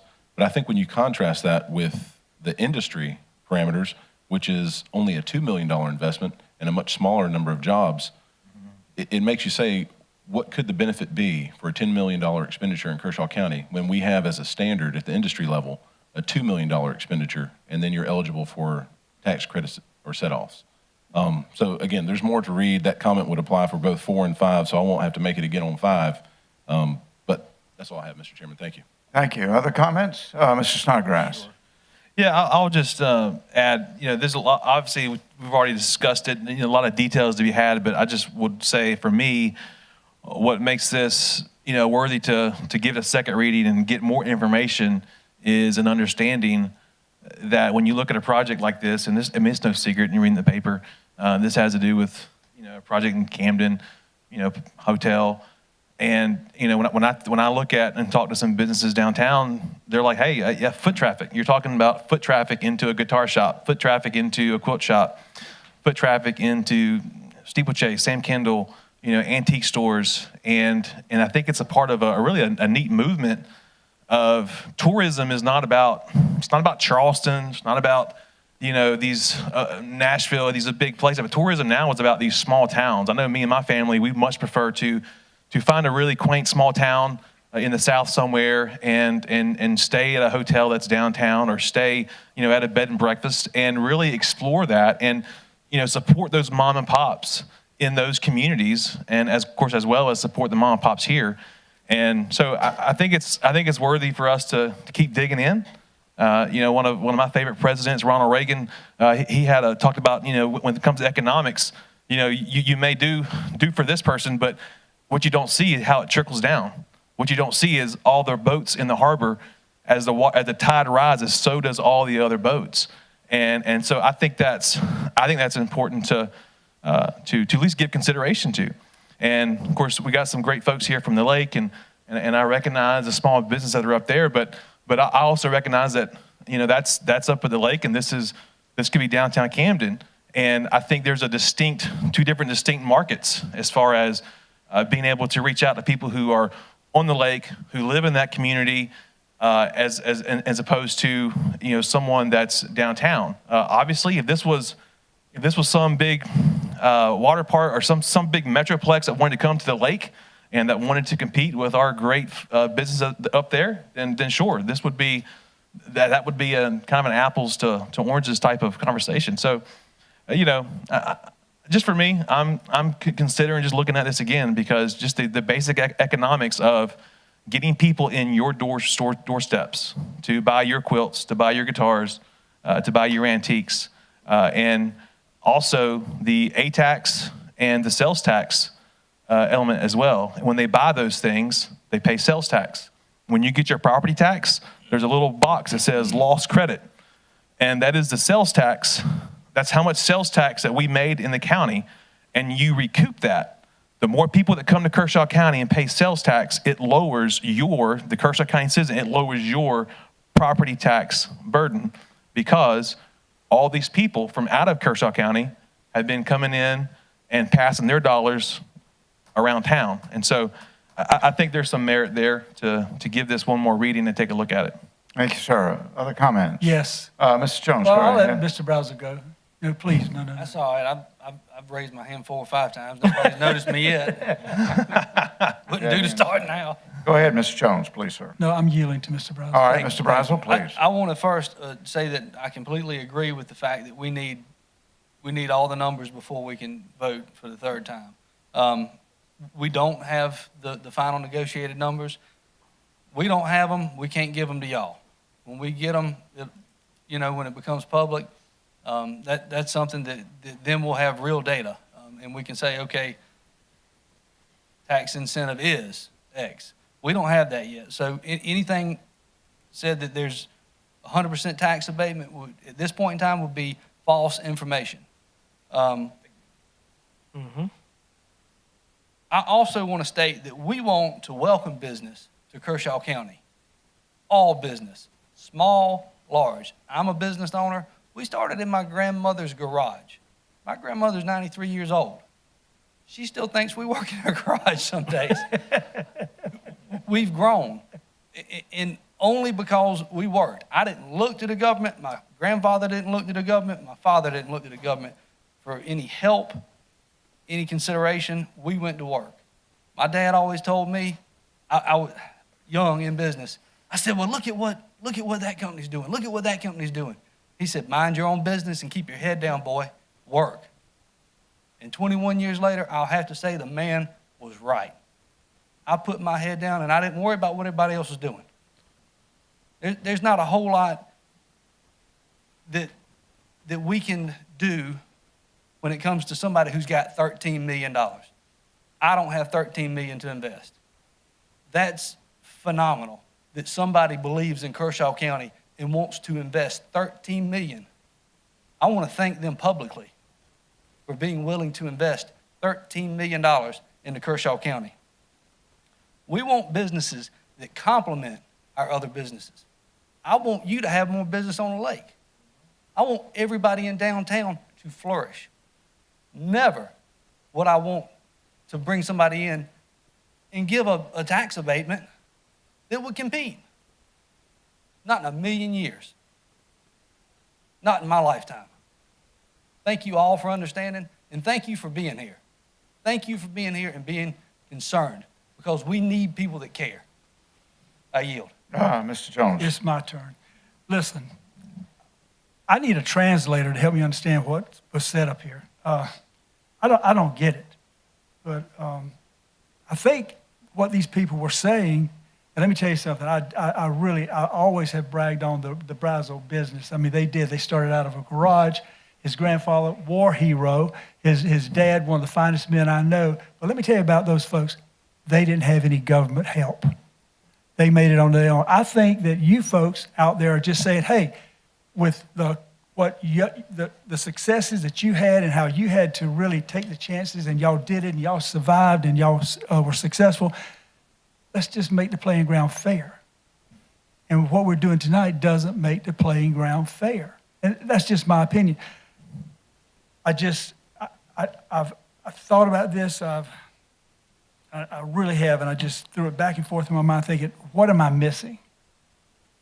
And gentlemen, as I listen to each one of you speak about this issue, I just have to say I'm just confused as to where your thinking is. I think this is not a good thing, and I think when the final numbers come out, the people are going to be even more upset when they see what is probably going to happen to get this business to come here. And once again, I will say that industry, they don't compete against each other, but we are now investing into private businesses that will be competing. And this ordinance tonight, the ordinance that we passed earlier this last month, they're opening up a can of worms. I'm telling you, that's just my opinion, and I am concerned about it. But anyway, thank you for your time and much respect. I'm going to move to close the question. As regards this body here, I would give credit to this county council that put $1 million into saving small business just 14 months ago. How soon we forget what this council has done for small business. With that, I'm ready to call the question, unless there's more to be said. All right. With that, Mr. Connell, go right ahead. Yeah, I was going to say that whether it's industry or commercial, Miss Mary? Y'all going to have to be quiet out there, everybody. Let's be courteous. Mary has to make the minutes. Y'all making it tough on her, okay? Go right ahead, Ben. Thank you, Mary. I was going to back up what Mr. Brazel said. I'm really grateful to see everybody engaged and asking questions and saying, I want to know more. I think that's terrific. I wish we had such high attendance and interest on every issue in council. Some of them are pretty dry and boring, but there is some meaty stuff there if you dig in. But I was going to say that whether it's industry that comes in for a minimal $2 million investment or up, or now possibly, hasn't happened yet, but we're considering and trying to investigate if it makes sense, or commercial at $10 million, it's all competition. So if industry comes in and they need a welder, or a fabricator or someone else. There's a lady tonight who I'm sorry I don't know, but she had a very good point that there's a fixed labor force in Kershaw County. Much of them work outside of the county. Last count we had was roughly 28 to 29,000 folks, and about 21,000 leave every day. So those remaining people stay in Kershaw County and work. And so you are competing for jobs. If you bring in industry, there's local small businesses that have to compete for increased wages. But in every one of these circumstances, the point is, what makes the most sense? You know, if you, and to Mr. Bevel, who I know, if he's got a good point, philosophically, you should say government should get involved in all.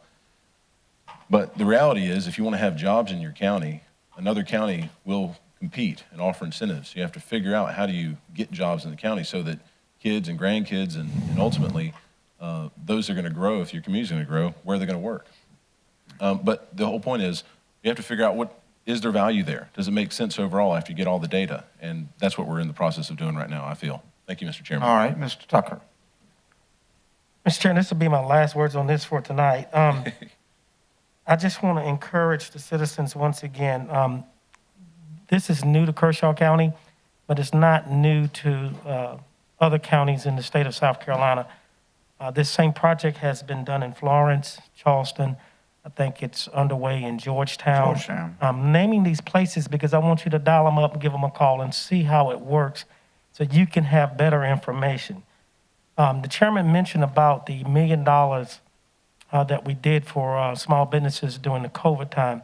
We were the only county in this state, and I don't know of another county in the nation that reached out to our small businesses. We love our small businesses here. We support them. Matter of fact, there's a group I told you about, some fellas I hang out in Lancaster County. We're coming up tomorrow, and we're going to eat up at Beaver Dam at one of those restaurants. I don't know which one they've chose, but and they're all from Lancaster County. These are my buddies from Lancaster County. I try to get them to come out and eat in a good county versus up in that Lancaster County area. Amen. But I say that because I want you to know that none of us up here want any of our small businesses or any business to fail here in Kershaw County. We're all about being open for business, and I think those are the chairman's words. Thank you, Mr. Chairman. Mr. Snodgrass, can you conclude? Yeah, just real quick. I know we're kind of belaboring the point, but just another thing that came to mind that's kind of helping me process this is when you look at commercial development, I mean, yeah, there are some jobs, but I think for commercial, it's more about new dollars that can be infused into Kershaw County. So if only Kershaw County citizens visit our small businesses, there's only so many dollars, there's only so many times that dollar can be passed around town. And so in order for the mom and pop to go from good to great, you've got to get other dollars from surrounding counties, these new dollars to be introduced into our economy. And so when I look at a project like this, I'm looking at new dollars showing up at Lake Wateree. I'm looking at new dollars showing up in the storefronts, because I mean it's just kind of basic. It's just basic economics of how, a $1 can only go around town so many times, and if we're going to grow and if we're going to be successful and have a place for our kids that want to come back and not move away, then it's about being a place where people want to come and visit and they want to enjoy. Thank you. Okay, I'm ready to call the question. Should I have If there's one any last final comment? words? Yeah, Mr. Jones, please go ahead. Thank you so much, Mr. Chairman. We talk about the $1 million that we put into business. Yes, we did take $1 million to put in with business. I made a recommendation. It was shot down. Ms. Tucker brought it back, and y'all agreed on it. And I think each business got probably about $3,500 each. That's a whole lot less than what we're going to be offering Project Seagull at the end of the day. Just check the numbers out at the end of the day. Remember, $3,500, which was a good thing, and I commend these folks up here for doing it, even those who voted for it that didn't want to do it. But bottom line is, if what's been discussed, and I cannot say, and I will not say, but if what's been discussed, even 50% of that is done, $3,500 might as well be 35 cents. All right, with that, I call the question, and we move to a vote. All those in favor signify by raising your hand. Mr. Snodgrass, Mr. Tucker, Mr. Gardner, Mr. Burns, Mr. Russell Brazel, Mr. Connell, and those opposed, Mr. Jones, and therefore it passes. With that, we move to item number 5. It's on tab I, page 63 of a like kind, Project Seagull. Mr. Carpenter, can you open it, please? Mr. Chairman, members of council, you have in front of you tonight for second reading an ordinance that authorizes the development of a jointly owned and operated industrial park. This is the other half of the ordinance. Under state law, you would have to put the property into an industrial park, and this is what would make that happen. Okay, can we have a motion to approve? Make a motion to approve, Mr. Chair. Mr. Tucker, a second? Second. Second for Mr. Gardner. Any discussion? Okay. Would we like to have some clarification on where, Mr. I'm Jones. sorry if I'm. Yeah, Mr. Jones, go right ahead. Mr. Carpenter or Mr. Morgan, can you give us some clarification on where the park will be? Mr. Jones, an industrial park for this purpose is not a physical property like Governor's Hill and those properties. It is a. But it still has some zones. Well, you place each individual property into the park, so they're not contiguous to each other. So the industrial park that we have with Sumter, it's a creation of the state of South Carolina under law that allows you to turn a tax into a fee, but you have to put the property into one of those parks. So this is the park that is being placed into. Again, it's not a physical piece of property. It's several pieces of property that are scattered throughout. It just allows this to happen to where. It's a legislative creation to allow this to happen. It's not really something you can put your fingers on. Okay. Other questions? Mr. Carpenter, Snodgrass. if I'm hearing there correctly, we're having to play a game that's being created by the General Assembly. And we all recognize that the tax rate is probably too high, but then they give us this little game to play to be able to get around it. Part of a legislative workaround to avoid fixing the tax code. Right. You know, and I think it's part of one of those things, you know, I don't think there should be a DH in baseball, but if you're going to play in the American League, I guess that's the rules you gotta play by. And you like my baseball analogy? Okay. You're doing good. NL has, anyway. Makes no sense. Thank you. Okay, other discussion? With that, we move to a vote. All those in favor signify by raising your hand. Mr. Snodgrass, Mr. Tucker, Mr. Gardner, Mr. Burns, Mr. Brazel, Mr. Connell. Those opposed? Mr. Jones, and the motion passes and moves to a third reading. Item number 6 is a reading of an ordinance authorizing conveyance of a parcel of land. It's at tab J, page 75. It's quite extensive. Mr. Carpenter, can you open it up, please? Mr. Chairman, members of council, this is the second reading of an ordinance that would allow the sale of the property known as the Spec Building to a project known as Project Orion. Okay, very good. Can we have a motion to approve, please? Make motion to approve Project Orion. Mr. Tucker, a second? Second. Was that you, Ben? Yes, sir. Thank you very much. A second. Mr. Tucker, do you want to lead off? I yield. Mr. Connell?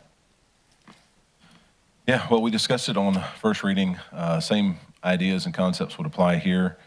I think we're still within the due diligence period, correct? Yes, sir. So there's not much more to discuss. The parties are still ferreting out exactly what the terms will be in the final form, so we're waiting on third reading before we can have that hammered out. Other discussion. Mr. Tucker? I have a question. With this project, that number you announced at the beginning of the meeting of 500 new jobs coming to Kershaw County, that's not in here. That No, wasn't it's in not your included. totals, correct? Not included. Okay, thank you. Other discussion? So this Mr. is- Jones? No, go ahead. A yield. Yield. Mr. Snodgrass? Mr. Attorney, so this is similar to Seagull and other things in which we're at second reading and there's still some deliberation, some legalities being worked out. That is correct, Mr. Snodgrass. What this is this also includes the purchase and sale agreement, which relates to the price and terms of the sale of the spec building. So it's like, so the process with Seagull is not unlike other things that have been done as far as getting in second reading. That's correct. My Very turn. Mr. My Jones, turn. I think it's your turn, I sir. disagree with the attorney, too. Listen, It's right here in the paper. I mean, you can't. I'm just telling you, I disagree with that. You know, first off, you're talking about an industry, and we're talking about a private business. Okay, we're going to stay on the point here. No, wait a minute, I am We're on talking- point. wait, No. Mr. Jones, we're going to stay on Mr. industry here. Mr. Please. Chairman. Go right ahead. You've been good up until now, sir. You had- Well, not and you really too. that good, Go right but you've been ahead. okay. But Go I'm right gonna tell ahead. you gonna let me speak now? I will if you stay on industry. Let's go. I was gonna speak anyway. But as I said, that's the difference. That's the whole difference right there, private, commercial, and industrial. And I will say this, no more spec buildings. C.R. Miles and I stood by that. We believe in that. Throw a pad down or whatever, but you end up losing on spec buildings. But anyway, thank you. Thank you. Other comments? All right, we move to a vote. All those in favor signify by raising your hand. Mr. Snodgrass, Mr. Tucker, Mr. Gardner, Mr. Burns, Mr. Brazel, Mr. Connell, and Mr. Jones. And it moves on to the next reading. And with that, we move to item number 7, first reading of an ordinance, County Council regarding a rezoning. I think we will all want to talk about this. It's on page 96. The chart is up with the property, I believe, involved, and it's at tab K, tab 96. Mr. Carpenter, I'm going to ask you to open this up. Mr. Chairman, members of council, you have in front of you tonight first reading of an ordinance that would allow the rezoning of approximately 123 acres located on Highway 12 in Kershaw County. It is currently zoned RD2. It would be rezoned as B2. It has previously been in front of the Planning Commission, which recommended denial. Make sure I understood that. Planning and Zoning Committee recommended no. Yes, sir. Okay, very good. Can we have a motion to approve this on the first I so reading? move. Mr. Jones, a second? Sake of discussion, I'll second because I've got some questions. We have a second from Mr. Snodgrass. Mr. Jones, would you open it? Well, if Michael Conley, is he here? Anybody here from Planning and Zoning? He's back there. Yeah, Mike's here. Yeah. Could you come a minute, Mr. Conley, please? Thank you so much. Help me understand, did staff like this? Did it fall in line with where Kershaw County's trying to go? Would staff have recommended this to county council? I mean, staff, we recommended approval of it because it met our primarily two checks off when request zoning. A, is it contiguous to the requested zoning? So there is B2 contiguous or next door to this particular property and across the street as well. And it meets our future land use map. How many B2s are already there? I mean, how many are already zoned at the request of this family? In the How many, area? Yeah, in that area. I think, are there some across the street? There's some across the and street. around it? Basically, from this property back towards White Pond Road or Porter Crossing is B2 along Percival. Well, and I was listening to the two ladies that got up and spoke, and that's why I was trying to get some clarification on that. So they were correct in what they said? Yes, sir. Okay. Well, I've got a question. Mr. Russell. How many square feet is the minimum for a lot in B2? It depends. So if you're talking residential, Yes. you can go down to 6,000 square feet. So 6,000 square feet, Yes, sir. and I assume sewer's available there? Sewer does run along Percival Road, yes, sir.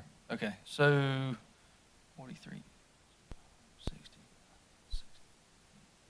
So looking at the numbers, that would put a little over 7 houses per acre. Does that sound correct? 7 or 8, I can't remember exactly what the I came up with 7.26. Yeah. To have an opinion, I think that would be a little too dense. I'd be putting them in there. So it's 130 acres? Yeah, I believe so, yes, sir. 120 some odd acres. So without backing out road systems and that sort of things, it comes up to 943 lots. So my best guesstimate, they would get at least 800 lots in that neighborhood. Well, I don't want to predict what is actually going there. We haven't been told by the property owner if there is a particular interest that's going on that property. If it was to be a subdivision, traditionally a roundabout, you would take 30% out for infrastructure. Could be a little bit more, depending on what the stormwater is, how the drainage is. There's a tremendous amount of flood on that property as well. So there's a creek that runs along that border, the south border of that property line. So they would have to stay off of that. So I'm just guessing. So probably anywhere of 20% more is going to be taken away because of the flood and the buffering for that. So you're looking at somewhere around 50% of that property that's going to be able to use for housing. Okay. And again, that's just a guess. I don't know exactly what's going to be. Is there a recommendation for a different type of zoning that maybe wouldn't be quite as dense? Well, I mean, again, there's residential down the street. Our initial conversations with a possible developer was if it was, again, contiguous to that rezoning down the street, that would be something that would be in favor of. Since it wasn't contiguous to that, and there was that B2 zoning that it was contiguous to, that we were, B2 would be checking both boxes in our checklist.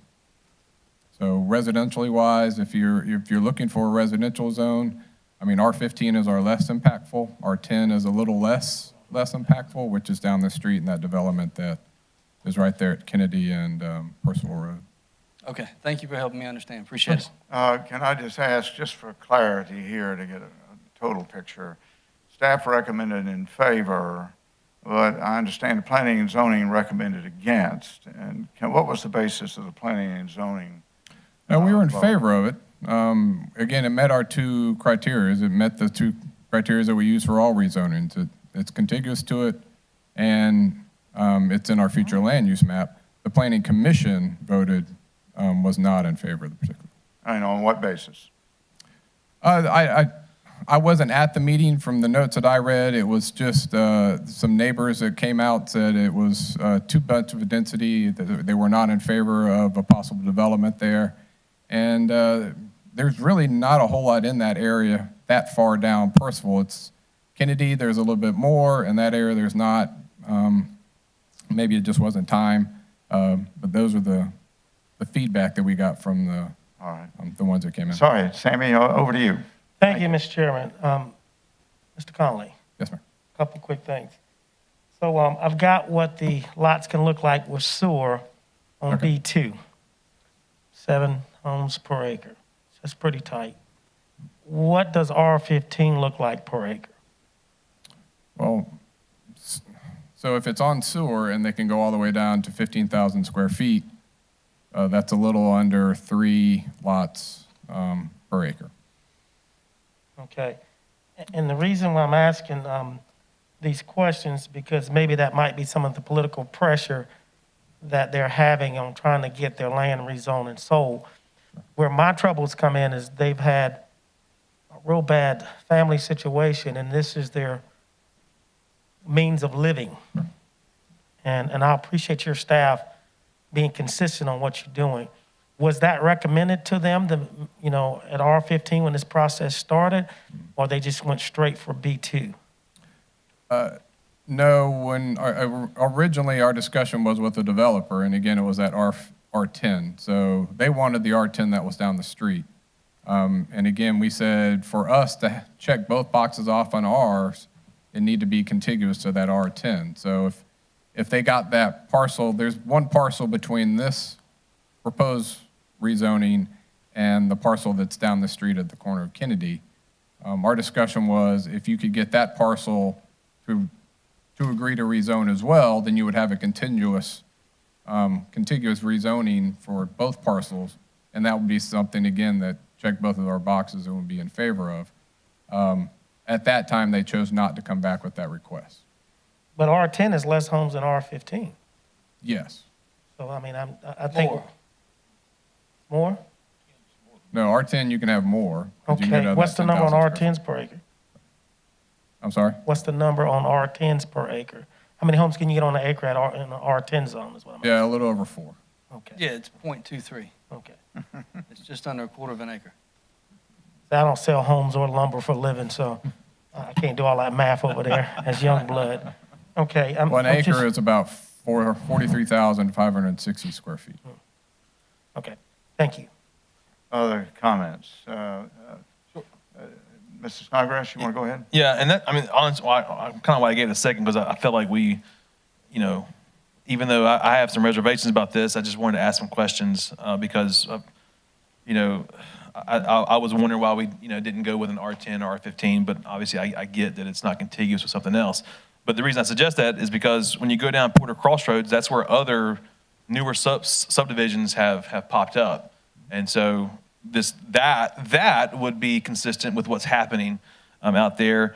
And I, the family, I understand the situation they're in, but it'd be one thing, I think, if it was on the other side of the road where you're in between I-20 and Porter Crossroad, where all the other B2 stuff is. I mean, there is B2 around it, and it is contiguous, but it's only contiguous just on kind of on that little sliver. The rest of it is on the other side. And the large part of the property, the back end of it, it butts up to what is, RD2. So those are some of my reservations is, why, I've been on council 3 years. It's the first time I've seen something in this part of the county kind of go straight to B2. I think perhaps it'd be a different conversation if we're talking R10 or R15. But again, we don't really know kind of why they would want to jump to that. Is that correct? Well, again, if they're speaking to our staff goes by those 2 criterias and what is contiguous to it. Anything outside of that is really introducing a new zoning to the area. Right. Introducing a new zoning to this is a bit of a change of character based off of what you're saying. Yeah. So those properties that are deeper into the county off of Percival Road are more rural in nature. Yeah. And I guess I can see the argument of, hey, this follows along with the land use, but at the same time, I would argue that I think the land use map was probably, the intention was not B2, but it was probably more of an intention of future use being residential translating into R10 or R15. Sure, I mean, and if I'm wrong, you can just say I'm wrong. I'm just You're just wrong. Okay, thank you. That's not, yeah, that's not correct. Or at least that's how I, What see we- it. Just because, go ahead. Sorry. In the planning prospect, we consider pushing commercial to our major corridors or our Right. arterial roads, and Percival Road is being that major arterial road. For example, let's just look at the intersection of White Pond Road and Percival Road, all the way back to the interstate. It is zoned correctly for commercial. Commercial just hasn't made it there yet. There's a little bit of commercial there. And this is some of the conversation I had with Mr. Ford as well. Maybe it's just a little bit into the future, and this is the future land map, right? And that's what we gauge off of. In the future, we do perceive this being more commercial in nature because we want our commercial pushed to these more corridor roads. That doesn't mean it's today, and it doesn't mean it's tomorrow. That's just our thought and planning, that we would much rather see our businesses on major corridors than, let's just say, further back on Porter Crossroads or something along those in nature. So it doesn't mean it's today, and then this doesn't mean it's the end of the rezoning process for this one. If it's approved, it's approved. If not, it may get approved in 5 or 10 years. I don't know. Maybe it's tomorrow. But I think what we see from the growth coming from Columbia is a growth up Percival Road or a growth coming out of White Pond Road. It just might not be today. And maybe that was some of the thinking that the Planning Commission had as well. I don't think this is the end of this process. I think it's a major parcel in our county, in a major area. We'll just have to see what the future holds, and maybe it'll be changed. One more question. What would the expense be? I'm looking at this. What would the expense be of parceling this out? And so you parcel out the front part, that kind of lines up laterally with the B2 to the left of it, and then of course, which would leave a bit larger parcel. The back end would be able to remain RD2. Perhaps we can't have that. I don't know. I'm just Yeah, it's a little thinking more out loud. hypothetical for me. Okay, sorry. I couldn't tell an individual how they should parcel out their property. Oh, okay. That's really up to the individual property owner to make that decision. I believe Mr. Connell, please. Yeah, Mr. Chairman. So this property is within District 3, the area I represent, and I got no less than 40 some odd calls in opposition to this from neighbors. Understand one individual showed up and a few others, but one spoke. And this is one of the first events in which I've seen a unanimous no vote from the Planning Commission. So I live on Porter Crossroad, right near this property. And what I'm hearing from all the neighbors is that, almost 7 units, if that's the accurate number, per acre is just way too dense. Nobody's interested in it. The complete rhyme or reason from each one of those individuals, I can't tell.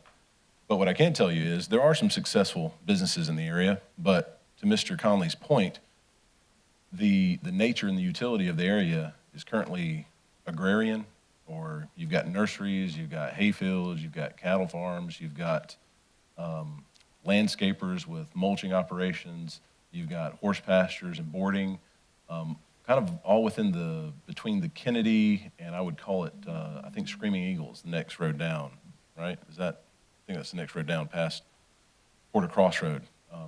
Tower Road. Tower Road, yeah, Tower Road, sorry.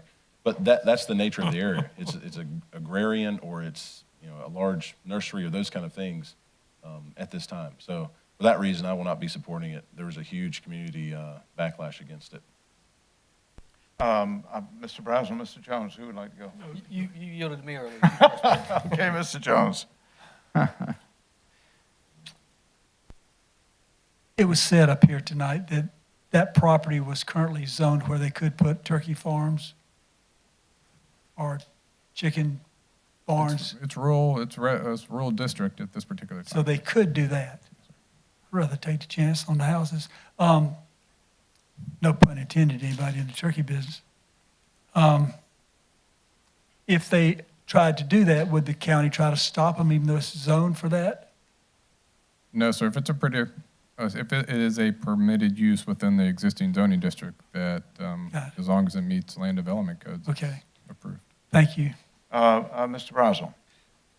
Yeah, no, I just wanted to ask the question, even though R15 isn't touching it, if it's appropriate, is that something that that would be looked at, or is that just a flat out no? It's not. No, we don't touching tell it. anybody no by any means. If Okay. they come through with a rezoning request, we advise them the best we possibly can, but we can't predict what the planning commission or the council is going to say. I mean, it's solely within the purview of county council to rezone a property. For this one, I don't think R15 is completely off the table by any means. We would just have to look at, make sure it doesn't fall in that category of spot zoning. I don't particularly think this one does because of the size of it, and it's not too arbitrary in nature. So that would be something that could be a part of it. It just didn't check the two boxes that we traditionally use. Okay, I just wanted clarification. Thank you. Sure. Other comments? Ready to call the question? All those in favor of this going through first reading, signify by raising your hand. Mr. Jones, all those opposed, so signify. It's Mr. Snodgrass, Mr. Tucker, Mr. Gardner, Mr. Burns, Mr. Brazel, and Mr. Connell, and it fails. And with that, we move to new business, and I have to depart. I'm going to ask Mr. Tucker to pick up as chairman, please. Thank you, Mr. Chairman. You need me to do it, I'll take over, Sammy.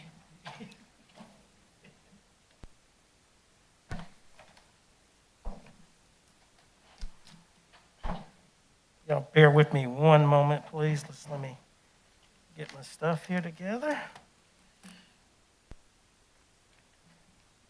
Thank you. Okay, we're down on new business. Item number 1, we tabled. So we'll go down to new business. Item number 2, the bid for the voters registration building, driveway, and parking lot. Mr. Carpenter, will you take us through this, please? Mr. Chairman, members of council, you have in front of you tonight a bid that has been received by the county. As you recall, we've been working on the new voter registration building. The parking lot and the access road were determined to be not suitable for handicap accessibility. Therefore, we have had to totally rebuild we will have to rebuild the parking lot and the access road to it. You have in front of you the 2 bids we received.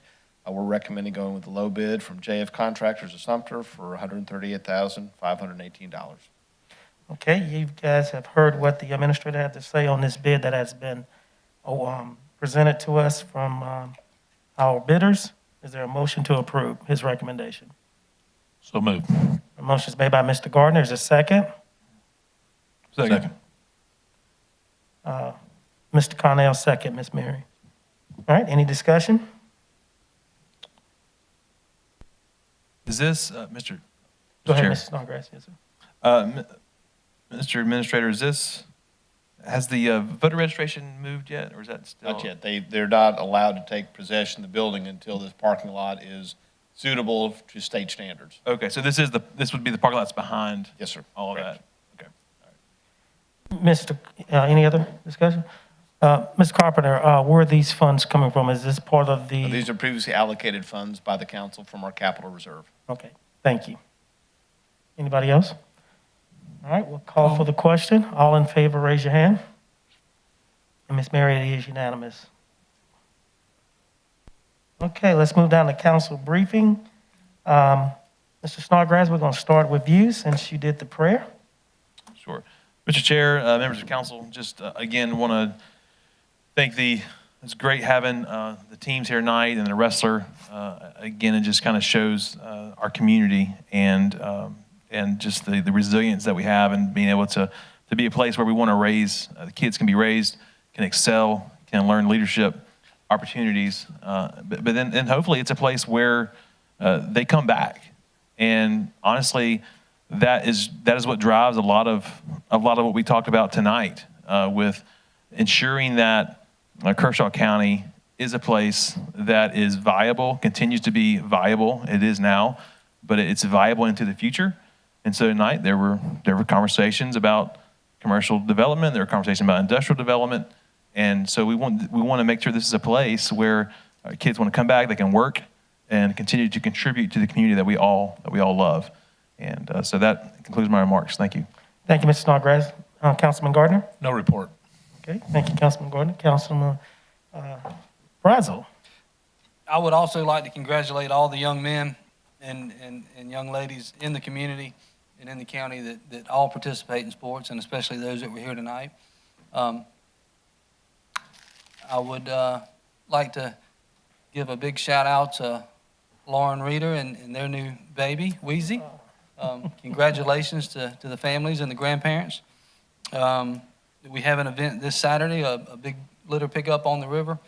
If you've got a John boat or a kayak or even just a pair of sneakers, come down bright and early at 7 o'clock. We're gonna clean the river out. I've even had one gentleman tell me he's gonna fish a jet ski out of the river. So I told him he would get extra raffle tickets if he brought a jet ski to Veterans Park. I'm gonna be more than impressed. And we texted about that today, so looking forward to that.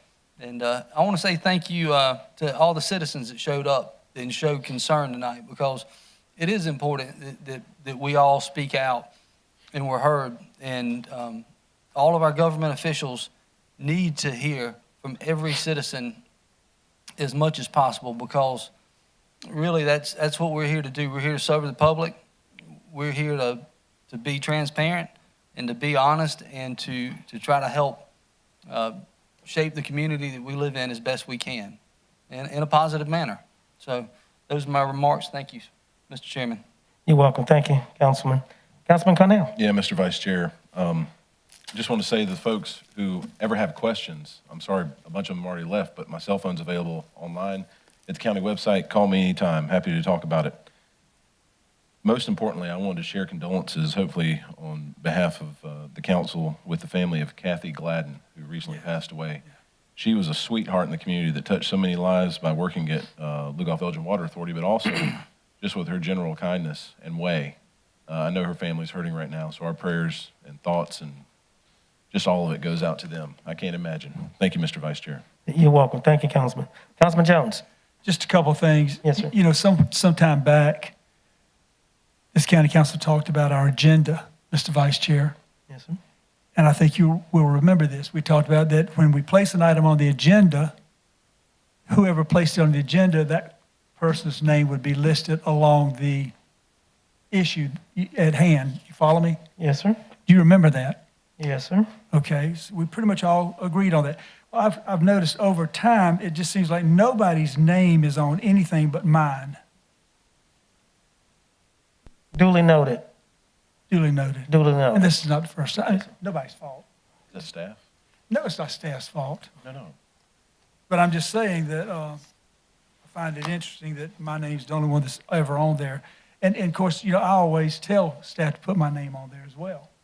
And maybe others are not doing that, but I think I would, if I were you folks, let's try to follow the rules on that, make sure that your name is on there. So, because I'd like to know who put Project Seagull on the agenda, but there's no identification on that, and I'm not asking for any explanation. Anyway, Kathy Gladden, absolutely. I tell you what a wonderful, wonderful, wonderful person. I've known her for many, many years, her family, and my heart goes out to them, and they're in our prayers. I know they're in all our prayers up here. God bless him. I want to just very briefly, because I don't ever take up a lot of time and talk, but tonight I've got just a couple quick things I want to say. You know, when I made that wonderful, wonderful presentation about sewer, because I never have thought government could do a better job running a program or a business over private business. I feel like private business always does much, much better. And they've proven that over the years. If you don't believe me, I've said it up here before, and I said tonight, look at the post office, look at healthcare. You know, what a disaster. What a wrecking crew they've been. Anyway, you know, when I had talked about the sewer project that I presented here, South Carolina Water Utilities were involved in it. Anyway, South Carolina Water Utilities, which they go SCWU, they're the parent company of Palmetto Utilities, and they announced a significant contribution benefit to Watery Community Actions, WCA, an organization established to provide financial support to lower income families and communities in Richland County and Kershaw counties. The second of three $50,000 donations promised over 3 years demonstrates the company's ongoing commitment to the customers from the old Palmetto Utilities and its desire to be an attractive and engage in the community as a partner. And I want to tell you something, that says a lot about who they are. And that's who I brought here, who were willing to pay off our sewer system and pretty much get us debt-free. We wouldn't have had to go into renovation from 2 MGD to a 4 MGD. That would be maybe $25,000. I know Mr. Connell says my number goes up every time I say it, but $1 million. no, but that's a true figure, $25,000. You watch, see what I tell you for that $2 million upgrade. Then you're talking about the Southern Loop, $7 million. We got to do that. Plus you talk about, all the other things that are involved. But anyway, oh, by the way, we had, I think, a $6.2 million debt. But anyway, I'm just very proud that they got this right up. I think they deserved it wholeheartedly. And I'm very proud that they're a good partner to Kershaw County. They pay us a lot of taxes, don't they, Mr. Vice Chair? Yes, sir. They do. And they're always on time. Yes, sir. And you know what? They've even paid us early whenever we were running short. Yes, sir. You know that, don't you? Yes, sir. All right. A reputable company with great leadership. Thank you so much. And by the way, I appreciate everybody being here tonight. Appreciate everybody speaking out. Thank you so much. Thank you, Councilman Jones. All right, well, I guess I'll wrap this up before we get down to the administrative briefing. I do want to say on Project Seagull, I want everyone who's still here and who's watching to know, regardless what the county does here on third reading, it's not our project. The city is in control of this project. Now, what we do can and may affect them, but the city is left up to do anything they want. So you have a whole nother government body or entity that's got way more control than what the county has. We've got this abatement part we're dealing with, but I want to make it clear, it is a city project. We're not able to say, come get what you want, or no, you're not welcome. We're a tiny part of what's being asked and what's being proposed for business. So I just want to give clarity on that. Can I ask you a question? Point of Yes, order? sir. The city can't do any more. They have to follow our lead in this when it comes to finances. City's got a lot bigger budget than we have. But they have to follow our lead. And a revenue source that we don't have. They can't do this on their own. And if we don't go but so much, they can't go but so much. They got to do what we say. So. Well, on the abatement part, but I'm saying the city can put in as much money, Mr. Jones, as they choose to put in. They can't do the abatement. Let me make that clear, because that's what Mr. Jones is talking about. It's hard to argue with They cannot right. do the abatement without the county. That's why we're involved. He's absolutely right. But they can go in their coffer and write them a check for whatever they want to. They can give tax increases or decreases for what they collect. They can go into their tourism money and give them money. I mean, they got a lot of things going on that they can do. So it's totally in the city's hand for final say-so. I don't want nobody to think that this is going to be left up to the county. The other thing I want to say, Mr. Carpenter, we had a good conference, even though it was hot as Hades. I didn't say hell, but it felt like it. Hades down there, I learned a lot, and I got a lot of good information from the classes that I attended to. So I'm really looking forward, and I want to thank Councilman Jones and all of you for tabling the fire item on the agenda today. But I look forward to the opera policy and discussion, and let us not be afraid to call a special meeting if we need to have some type of work session or whatever to get into the dialogue and into the minutia of this policy. So I'm highly recommending that, and if anybody's got a problem with that or having a special meeting or a work meeting, whatever, just let myself or the Miss Mary or the chairman knows. But I think we need to get this done before our next meeting in September. Thank you, Mr. Carpenter. Now we're down to our administrative briefing. Chairman, members of council, just one item tonight. Earlier, we had examples of athletic excellence in this county in front of us. I've never seen 7 men run so hard for their own athletic abilities as the 7 of y'all did, and comparing yourselves to them. That's my report. I'm pretty athletic. You were just jealous because you weren't from Kershaw County. Thank you, Mr. Carpenter. Mr. Morgan, any legal briefing? No briefing this evening, Mr. You look just like Ken, but you did a better job tonight. We appreciate that.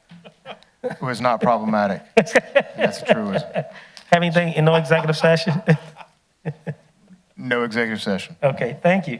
At this time, then, unless you choose to want to stay, I'll entertain a motion to adjourn. So made. Motion made by Mr. Cornell. I got you, Ms. Mary. Seconded by Mr. Gardner. All in favor, raise your hand. It is unanimous,